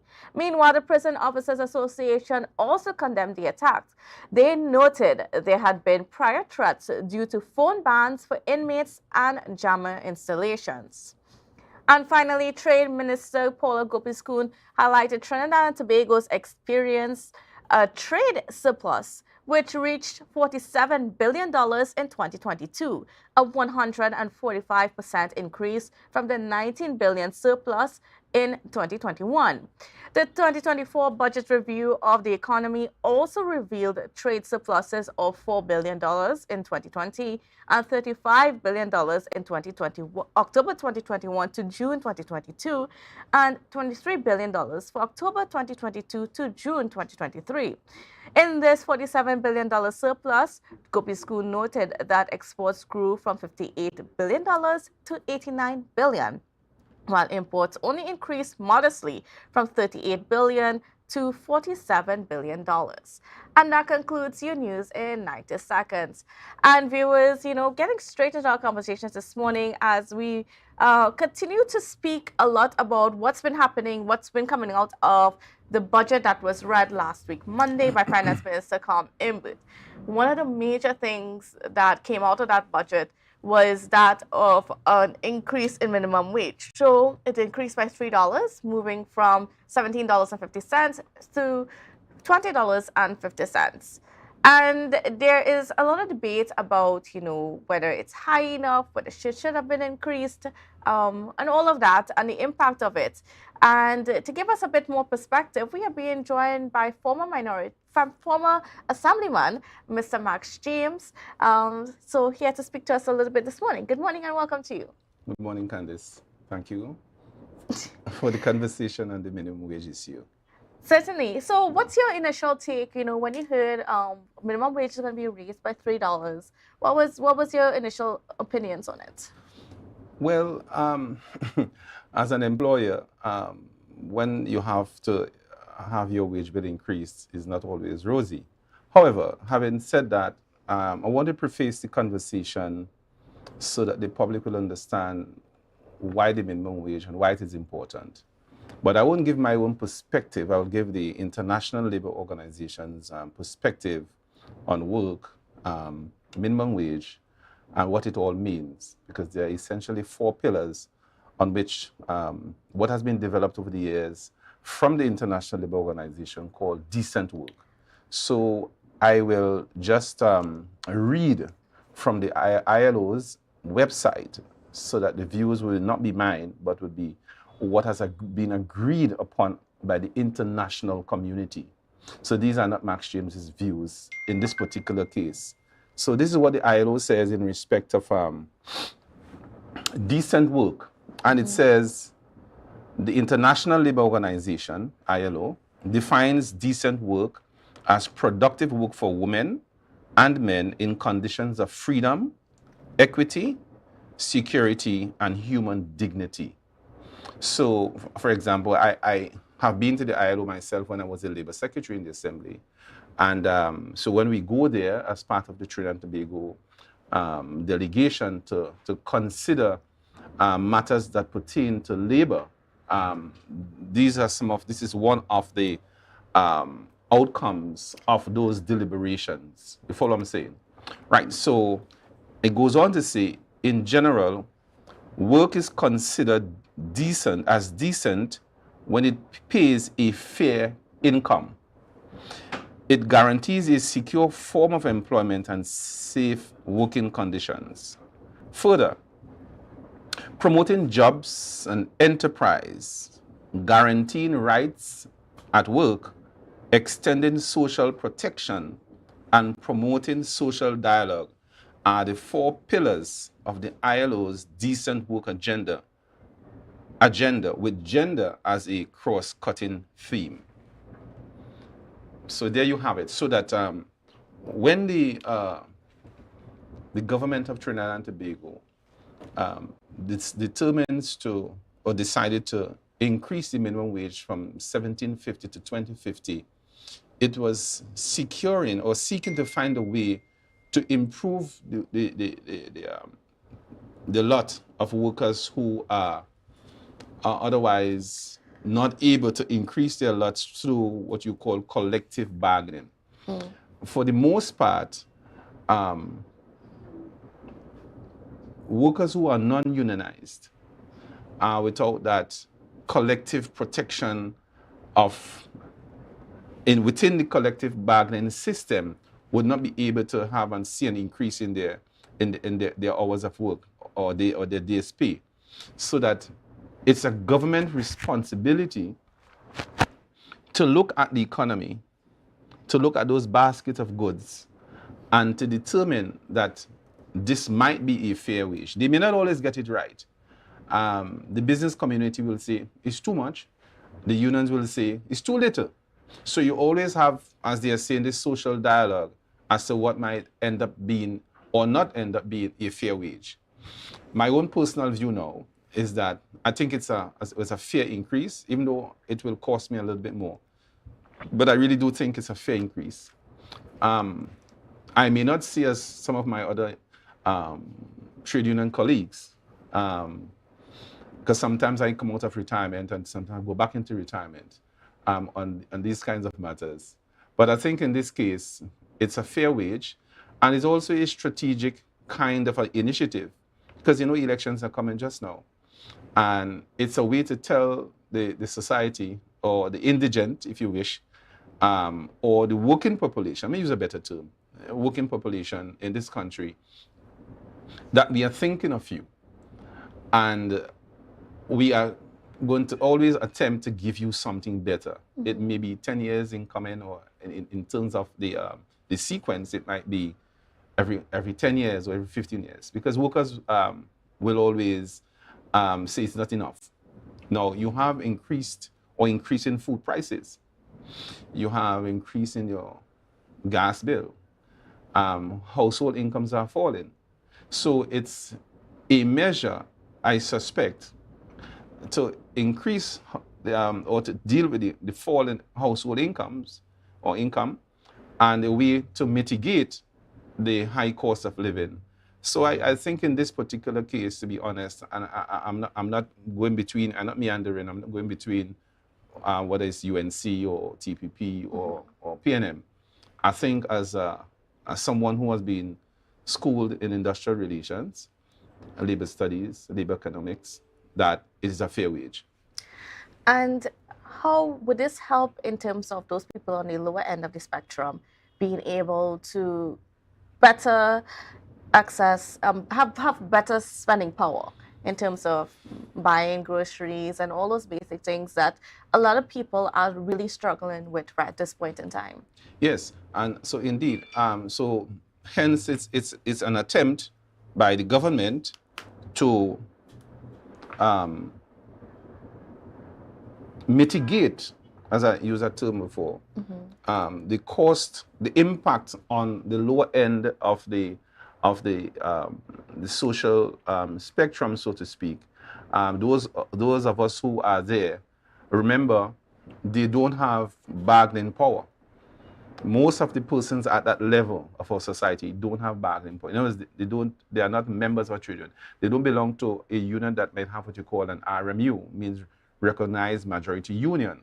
And therefore, how do we as a society treat those kind of things? Some of it is perhaps our own fault because we refuse to be unionized and all of that. We don't see the value of it. But notwithstanding, the government, whichever government it is, so I'm using the term in a very generic sense. So the government is seen it fit to give some kind of social protection for that underclass, if you wish, or that class, whichever term is more comfortable with in the society. So they would see it as pertinent and important and good duty, if you could use that term, good duty to protect that class of workers. Remember, they have a right to life, and they have a right to eat, a right to walk, and a right to be part of the society. It's a basic human right. And therefore, it's always incumbent and important for any government to protect that class of workers. So that I think in this case, they have done the right thing. And we may put a political twist to say that they're preparing for an election. Be it so or not, we have seen minimum wage increases over the years. I think it has helped. It has not gone overboard, because if you increase the minimum wage too high, then you have other implications. For example, you have to pay European workers more, because if you increase it too high, you have to maintain what you call the salary or wage differentials. So any government will have to be very careful, and then the impact on employers' ability to pay a huge wage bill, because the workers in this country or in any country, the majority is at that particular level, and therefore, when you increase the minimum wage, it can have deleterious effect on your economy if it's not handled well. And then, so what impact can this $3 increase right now? I mean, as you said, it's not too high. It's still manageable. But can it have an impact in, let's say, the way that businesses handle their overhead costs? Yes, because you have to put on more. Let's say you have 20 workers. Perhaps we could do the arithmetic very quickly if we can. So you're talking about 20 workers by 3 by 8. So that the differential between the 1750 and the 2050 is what you have to choose. So you'll have to $3 by 8 by 20 per day for the end of the fortnight or the end of the month, as the case may be. So that will be the impact on the employer. However, it's good for the economy in the sense that if you increase workers' spending power, they will now in turn purchase more. And so you could see how that expands throughout the economy or the society. Okay. So there are implications, yes, for employers, but the economy as a whole will be stimulated in terms of people's power to buy, to purchase, as the case may be. All right. Well, we're going to take a pause right here in the conversation because we got to take a quick break. So viewers, please don't go anywhere. We'll be right back. MI4 Security Services Company is the most advanced security service in Tobago. Ask about our cash and transit service. It's safe, risk-free, reliable, and timely. We provide safe banking delivery for all business types and sizes with highly trained staff, 24/7 monitoring, coordinated emergency response, and a well-maintained fleet of armored vehicles. Contact us at 660-7723 or visit our website at www.mi4securitytt.com to sign up today.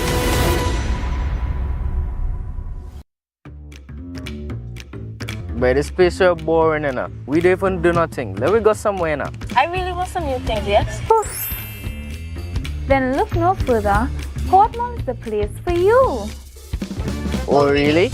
Yes. You can have anything that your heart desires. Take a look for yourselves. A world of endless opportunities. Feeling hungry? Go get something to eat. Books and stationeries, games, and much more. Portmore, the island's beat.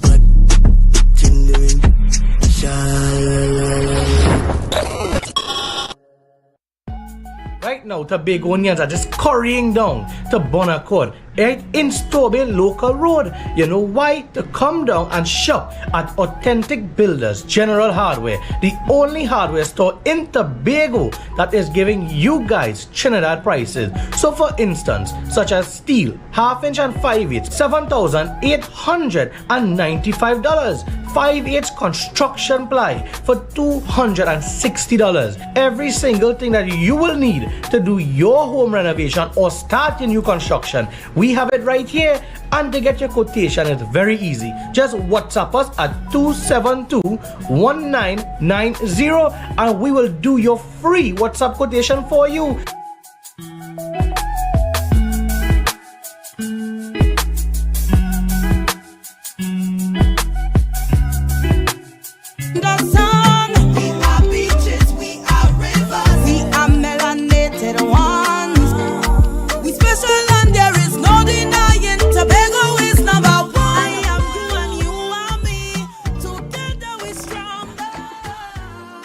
Tobago Updates viewers, we are continuing our conversations this morning with Mr. Max James, who is a former assemblyman in the THA. Oh, there we are. So yes, we are continuing our conversation as we discuss what's going to be happening with the minimum wage increase that will begin, it'll be effective from January 1st, 2024. So we still have a few months to prepare in terms of the business side, the business owners and so on. Still have a few months to prepare for this additional cost to their wage bill. And before we went to the break, we were talking about the implications of this and whether it's a positive, negative. How will our business community be able to shoulder this additional cost? So I want to throw it out to you, Mr. James. You know, give us an idea of what we might even need to be put in place for us to be able to shoulder the additional costs and not let it have a negative effect on the way we do business in terms of increased prices for goods and services and that sort of thing. Well, Candice, like I indicated earlier, it's a means of lifting the indigent, if you want to use a term. I'm always careful about that term. Out of the morass, where they are located at the moment. And we could blame government policy. Enough people are not being employed, and the government can only employ so many people. The private sector that we depend on others to, on the other side, to employ workers, they have the work cut out for them. And then you're also talking self-sufficiency, entrepreneurship. We could discuss those in a larger way, perhaps even with a larger panel, in terms of entrepreneurial assistance and development in the country. So those are the kinds of things that will impact how we move forward. As I said, do we have enough entrepreneurial support? What can government do? The assembly, in this case, can only do so much. So the government and the assembly here as government, the government nationally and the government here in Tobago, we're not seeing the kinds of collaboration. For example, look, we have only $220 or $260 million, I think it is, forgive my accuracy, in respect of our capital works. If we have capital works, if we can have the capital works going, it will have an increase in employment. And that wage will be much more than the minimum wage. So that we are seeing a budget that has been foisted upon us. We have no control over it. And in this neck of the woods of the country, we are not seeing the policy that has been developed in terms of our capital increases budget-wise that can help the Tobago situation, and year after year we're being pauperized.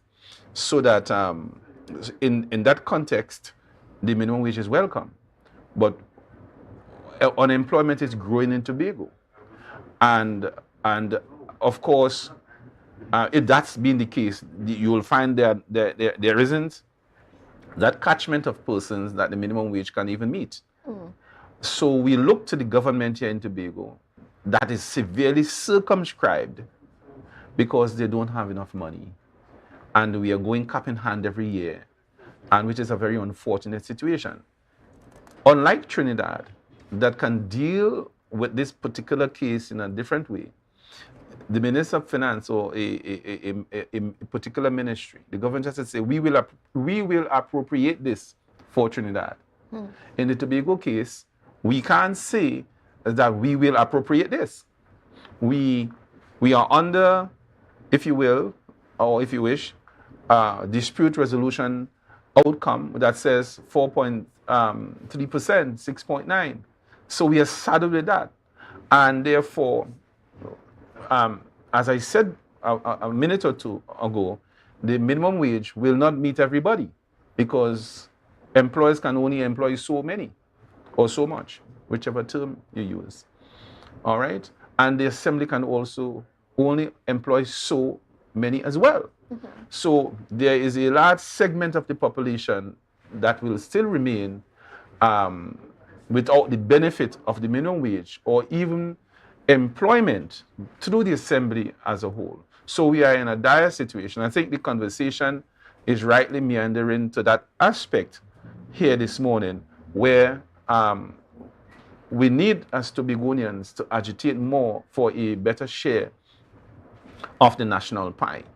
It cannot be where they are extracting our hydrocarbons north and northwest of Tobago, and we are getting very little for it. Something has to break in this year. Who will do it? How it can be done? It's an open question. But something must be said.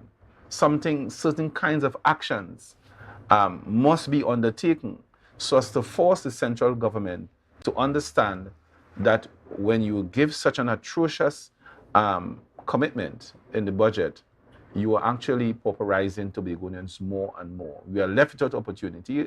As I framed the backdrop for this particular point, is that the assembly could only do so much. So we can't blame them.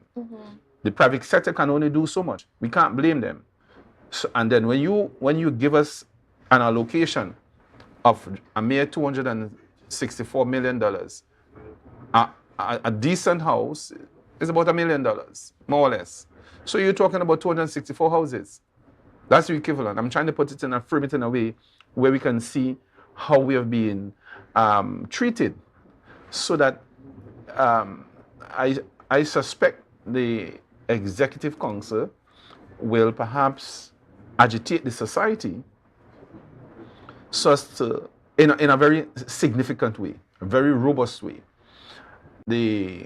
How articulate we may want to be, I don't see that working because we've articulated it. Where I come from, the history of trade unions, most people don't like to hear about trade unions. But I can tell you, I'm going a particular point to a particular point here. It is because of the activities of trade unions that the outcomes which we enjoy today. But once we hear trade unions, we are angry. We don't want to hear these guys. But you are benefiting from their actions in the past.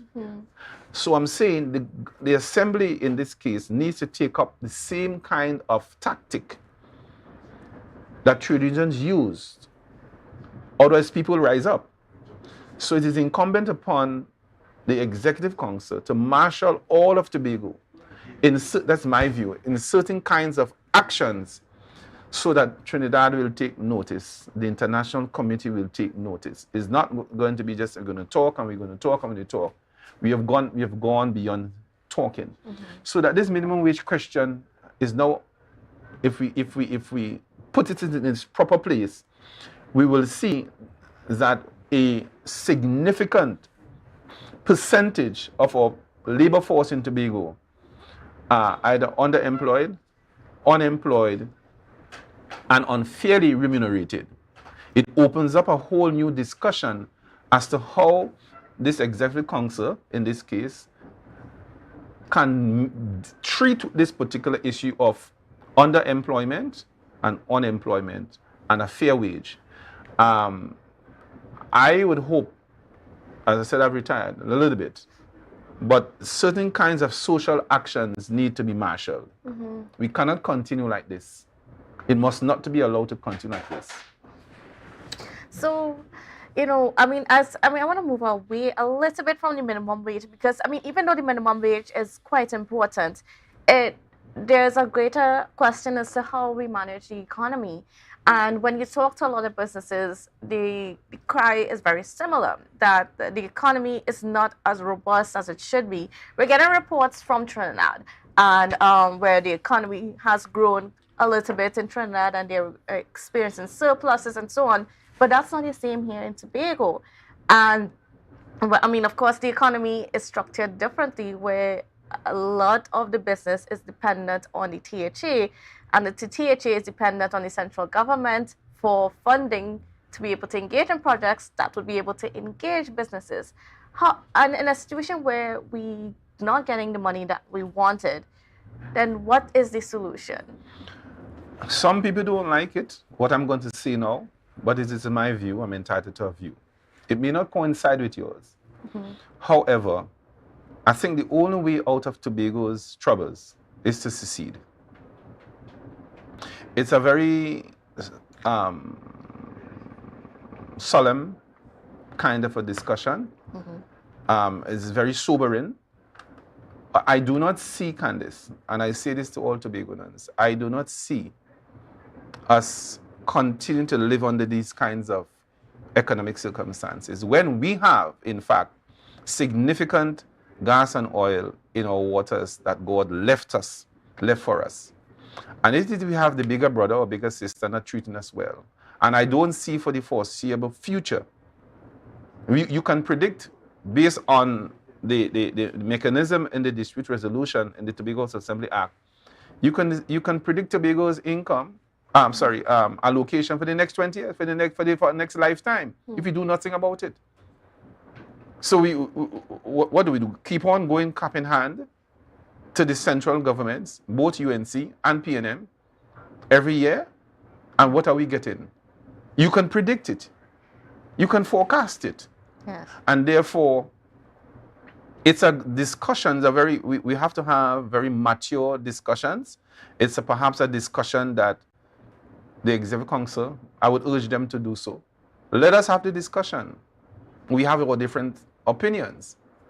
But I think Tobago's security, or economic security, or social security, or livelihood, or being is in the question. Mm-hmm. What happens to, so we can't do enough in education, we can't do enough in agriculture, we can't do enough in tourism, we can't do enough in works and infrastructure to develop, or infrastructure. We can't do anything much in terms of our coastal development or port development or general infrastructure in Tobago. What do? Do we sit down and keep stay in the same place where we are and allow others to keep us there? Or businesses can't thrive? The few businesses are here, it's just the bread and butter businesses. You could only employ so many people. And then when all Tobagonians and go down to Trinidad and buy this stuff that's already high, they have to come and sell it here even higher prices. So we go in also, I think, in my view, Tobagonians, that you all have to think we all have to think very seriously. It's not about Max James. It's about everybody. Mm. And therefore, I am of the very sober opinion that we have to get up and determine whether this is working for us or it's not working for us. If you all believe that you don't like the views I'm espousing and generating, then so be it. But I think when you consider your circumstances and our circumstances here, I think we're left with no other choice than to secede. It cannot continue like that. That's my view. Well, even if we are to go to a secession, that may take some time. But in the near future, before we could get to that point, is there anything that we can do? Well, this is the point. There's nothing we can do. Because we will preach Paul argues all, as we say. We could jump high, low, jump high, jump low, as we say. Do you think Imbert is going to increase it? Even if he increases it to $300 million, it can't work. It can't pay. So we are left perennially in a set of circumstances that doesn't work, that do not work for us here in Tobago. We have to make a decision. And then you will continue to blame this assembly, say they're not doing this, they're not doing enough, but they have inherited a whole set of dark circumstances. And when the assembly cannot function, you blame them. What are you blaming them for? We might have our differences internally, but what are you going to blame them for? There are so many roads to fix, the port to be fixed. There's every legal impediment being placed in your way. And we are in dire circumstances. It's like we are the Hamas here in Trinidad and Tobago. Everything is pitted against us. And I think therefore, or thus, or notwithstanding, whatever, we need to take action now. If you delay it down the road, then it will be action delayed down the road. So, with all due respect, Trinidadians will have to decide whether they want this relationship. And if they want the relationship, they will do more for Tobagonians. A lot of them have a land here and businesses here and interests here too. Right? I mean, if it is working, I am not going to suggest secession. But we cannot have all this wealth. It is ours and we must take it. We have to tell the cabinet, look, because it's essential, and I don't understand that you have a prime minister that is Tobagonian. You have 2 representatives that are Tobagonian. And they say nothing in terms of what Tobago gets. Our fortunes are being whittled away. Do we know how long the gas and oil going to last? So if we have another 15 or 20 years that it may last for, we need to rush in and take that and develop Tobago within the next 15, 20 years. No, I mean, as you mentioned that point, there was the trade minister during her budget presentation stated that the economy is diversified in Trinidad and Tobago. She said that the manufacturing That's Trinidad. Sector, yes. That's Trinidad, not Tobago. And they said that, so whenever the opposition keeps coming up and saying that the government is not trying too hard with diversification, she stated that, yes, there is diversification and the numbers are showing it, because there has been an increase in terms of the profits made for other the manufacturing sector and so on. And it seems as though that's where the government is heading. In fact, she actually said it, that, the government is focused on developing the manufacturing sector as their form of diversification. Nonsense talk. Nonsense talk. A stupid talk. Why do you say that? Tell me about the manufacturing sector in Tobago. Tell me of any Tobagonian who, I'm not talking making little flour and those kind of little petty thing, that is only nice talk and nice to talk. See, where is the manufacturing class in Tobago? Who gets the loans? Which bank gives the loans? It's the 1%ers. Let's call this fair and square. I'm not being racist. What is the 1%ers that get that kind of benefit? The banks are not going. And then because the COVID, by government policy, licked up whatever aspirations you had, how are you building it? They tell you defaulted in a loan. And they're not going to give you any money because you defaulted in a loan. So we are dead. We are dead here in Tobago. So they could talk about the manufacturing class in Tobago and what's all the nice things in Trinidad. The assembly doesn't have enough money to lend or to give us grants, as the case may be. So they can't help. And if they're going to help, it wouldn't be any significant help that could help you. And then you can't help everybody. And the people who have the ideas, they can't get the funding. They'll go look back at your financial track record, and see you defaulted. And then when they spoke about those grants and those and post-COVID aid, when you look at the conditions, you didn't pay NISA, you didn't do this here, you didn't do that here. So they talk about it, but that was for the 1%ers. It didn't filter down as we would have liked to the people, the struggling business people we have here. So we'll always remain in this subsistence mode and situation, because the policies were not designed for the business persons here at that particular level here in Trinidad and Tobago who benefited from it. Why do you think that the government has been so reluctant to really invest in tourism? Whether it is a tourism in Trinidad or in Tobago or Trinidad and Tobago as a whole? Repeat the question. Why do you think that the government has been reluctant to focus its energies in diversification where tourism, in the tourism sector? I really don't know, to be honest. It's a question I can't prosecute very well, I'll be honest to say so. But what I could suggest is that they have been focused in this economy on gas and oil. They are now saying, the Minister of Finance is saying, well, the non-oil energy or the non-energy sector has been doing well. He didn't present, in my view, the kinds, it's just a statement he made. He didn't present, in my view, the supporting details to actually show that. And even then, in the Tobago case, we had nothing to show, and they will say our household incomes fell fairly, and they didn't do what they inherited something. And the country, Tobagoans, must understand that your administration today inherited over 20 years of decay. The PNM regime over the last, call it say 10 years, 8 years, 10 years, has not done enough for us here in Tobago by way of budgeting, so that if the assembly gets more, you have the economy opens up more because they spend more on infrastructural development, and they have to buy the materials.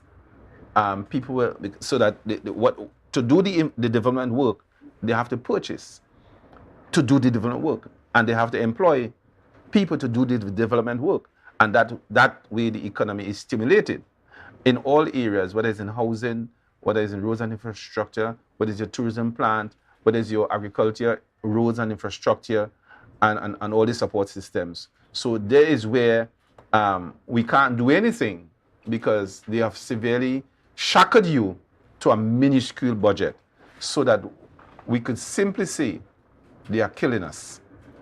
They are killing us here in Tobago. So, again, and I go back to the question of then what do we do? I mean, because secessions, I mean, you're suggesting. So let me develop on the secession. Yeah. I want to tell Tobagonians, again, ad nauseum, we have enough gas and oil. I know people are concerned about their pensions and their gratuity. Oh God, so if we secede, we will lose all of that. You're not going to lose it. Those things will still remain. The oil companies and the gas companies will have to divert what is being sent to the exchequer to Tobago. So the arrangements will be made to ensure that we get what is ours here in Tobago. Even if we have to pay Trinidad for mining the oil and drilling the oil, well, the companies do the drilling, but that worth out there will now be redirected to Tobago's treasury. And so therefore, I don't think Tobagonians should worry about a secession, because those things will be preserved until we can fully prosecute it and have the political infrastructure, architecture, if you wish, to ensure that we move smoothly and to achieve what we want to achieve. Again, and people are now discussing it, when Williams and APT James, my great uncle, went to England, the British didn't say,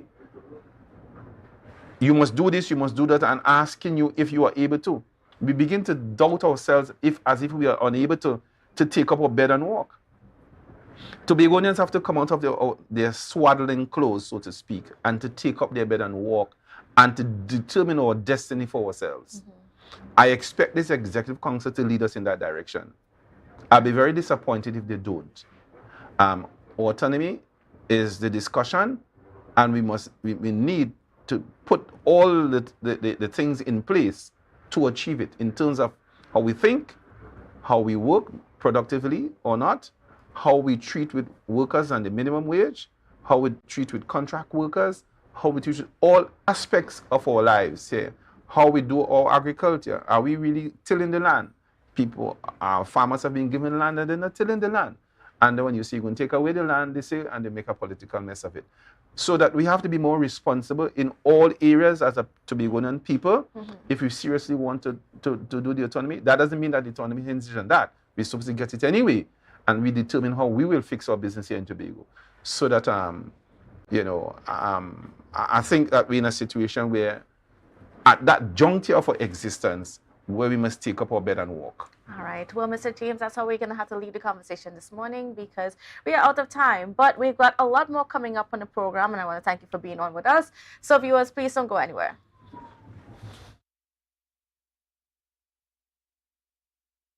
7 years in the glass and aluminum market in Tobago. We provide an extensive range of high-quality, innovative aluminum and glass products for commercial and residential use. Competitive prices with superior and professional services by committed employees who are guided by rigid quality standards. Tobago Glass Supply specializes in the manufacture and installation of glass and aluminum products that are essential to today's homeowners and the business environment. We are engaged in marketing, sales, and installation of a variety of products. These ranges from windows and doors to necessities such as mirrors for homes and vehicles, designed and manufactured in-house or imported.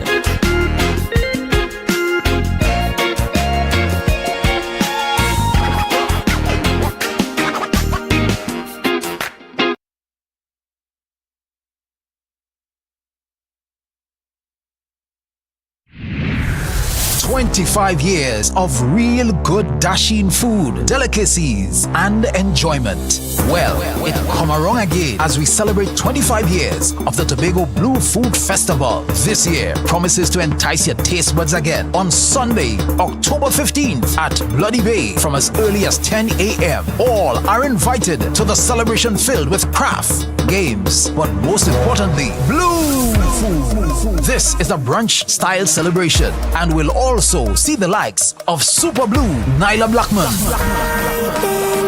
Preedy, Gerard Balfour, Joe Archer, Keyshawn Jack, and Junior Calypso star The Shay Saul, and more on Sunday, October 15th, 2023. Come celebrate 25 years of the Tobago Blue Food Festival.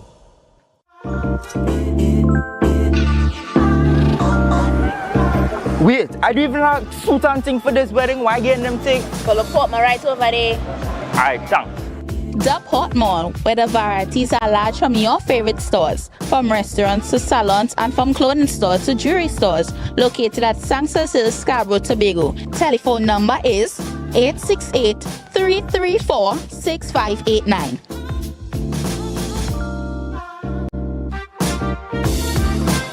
Wow. I didn't expect to see you here. Look good. Thanks. It's all because of you and Port Mall. But here now I'm going to tell you want to join me. Yeah, that's okay. Alright. Beat the rush and come on down to the Port Mall. The vibes is never wrong. We are beauty, we are power. We are people in the sun. We are beaches, we are rivers. We are melanated ones. We special and there is no denying Tobago is. Welcome back to Good Morning Tobago on Tobago Updates. Viewers, we've just got a few more minutes left, but we got to talk about some Carnival happening just a couple weeks away. And we are here with, we are being joined this morning by Miss Pearl Duke, as we talk about her band for this year. And it's All Are We as One by D Creators. Good morning and welcome to you. Thank you, morning. Thanks for having me. So first of all, tell me about your band. Okay, my band is a mature band. I'm taking care of those masqueraders who are no longer able to wear the two-piece and the small skinny-looking stuff. And we are going to come down in fashionable clothing, right? Clothing made of tie-dye, which is cotton, which is supposed to keep you cool on that hot day if we have that type of weather. We're going to have food, we're going to have drinks, and just have fun. Yes. So what was the inspiration behind it? Okay, I actually was on the Carnival committee last year, and I saw little gaps that we could have fulfilled. And I, however, went to Trinidad for my first time in umpteen years to see Carnival. I saw All Stars, mature people coming down the road with steel band and having so much fun. I said, you know what? I should take this little event home to Tobago. So that's my, little take back that I'm going to show what we can do also and still have fun being mature. So what are the costumes like? Oh, the costumes are clothing with cold shoulder tops. You have strap tops. You can have skirts. Yes, look some of them on the screen. We cater for men. We cater for women. You wear your hat to block the sun. A little steel band music, just simply fun. And one of the great other stuff with it is that you're going to have Creole food. I call it soul food. That's important. Right. And so is this only for mature people, or can young people be a part of it if they decide that they don't want to be a part of the bikinis and the string and the beads and so on? I do not want to have anybody within the age group of 18 to say 25. I don't think they will fit into the culture because we are not going on the highway. We are taking the route from Coast Guard into Scarborough. So it's a bit short because, people might be complaining the knees are giving problems and we can't make all this route. So I'm catering for that small group that love, just the masquerade still and have a good time. And then how can people be a part of this if they want to, seeing as how you're presenting something a little bit different than the rest that are out there? Okay, you can contact me at my mass camp, which is at my home at 484 New Grange, or better known as Susulan, or my contact number is 759-9764, or you can call me WhatsApp, and I would give you all the prices. I'm still doing late registration. Actually, my seamstresses, because it's custom made, gave me up to today, but I would extend it until Saturday.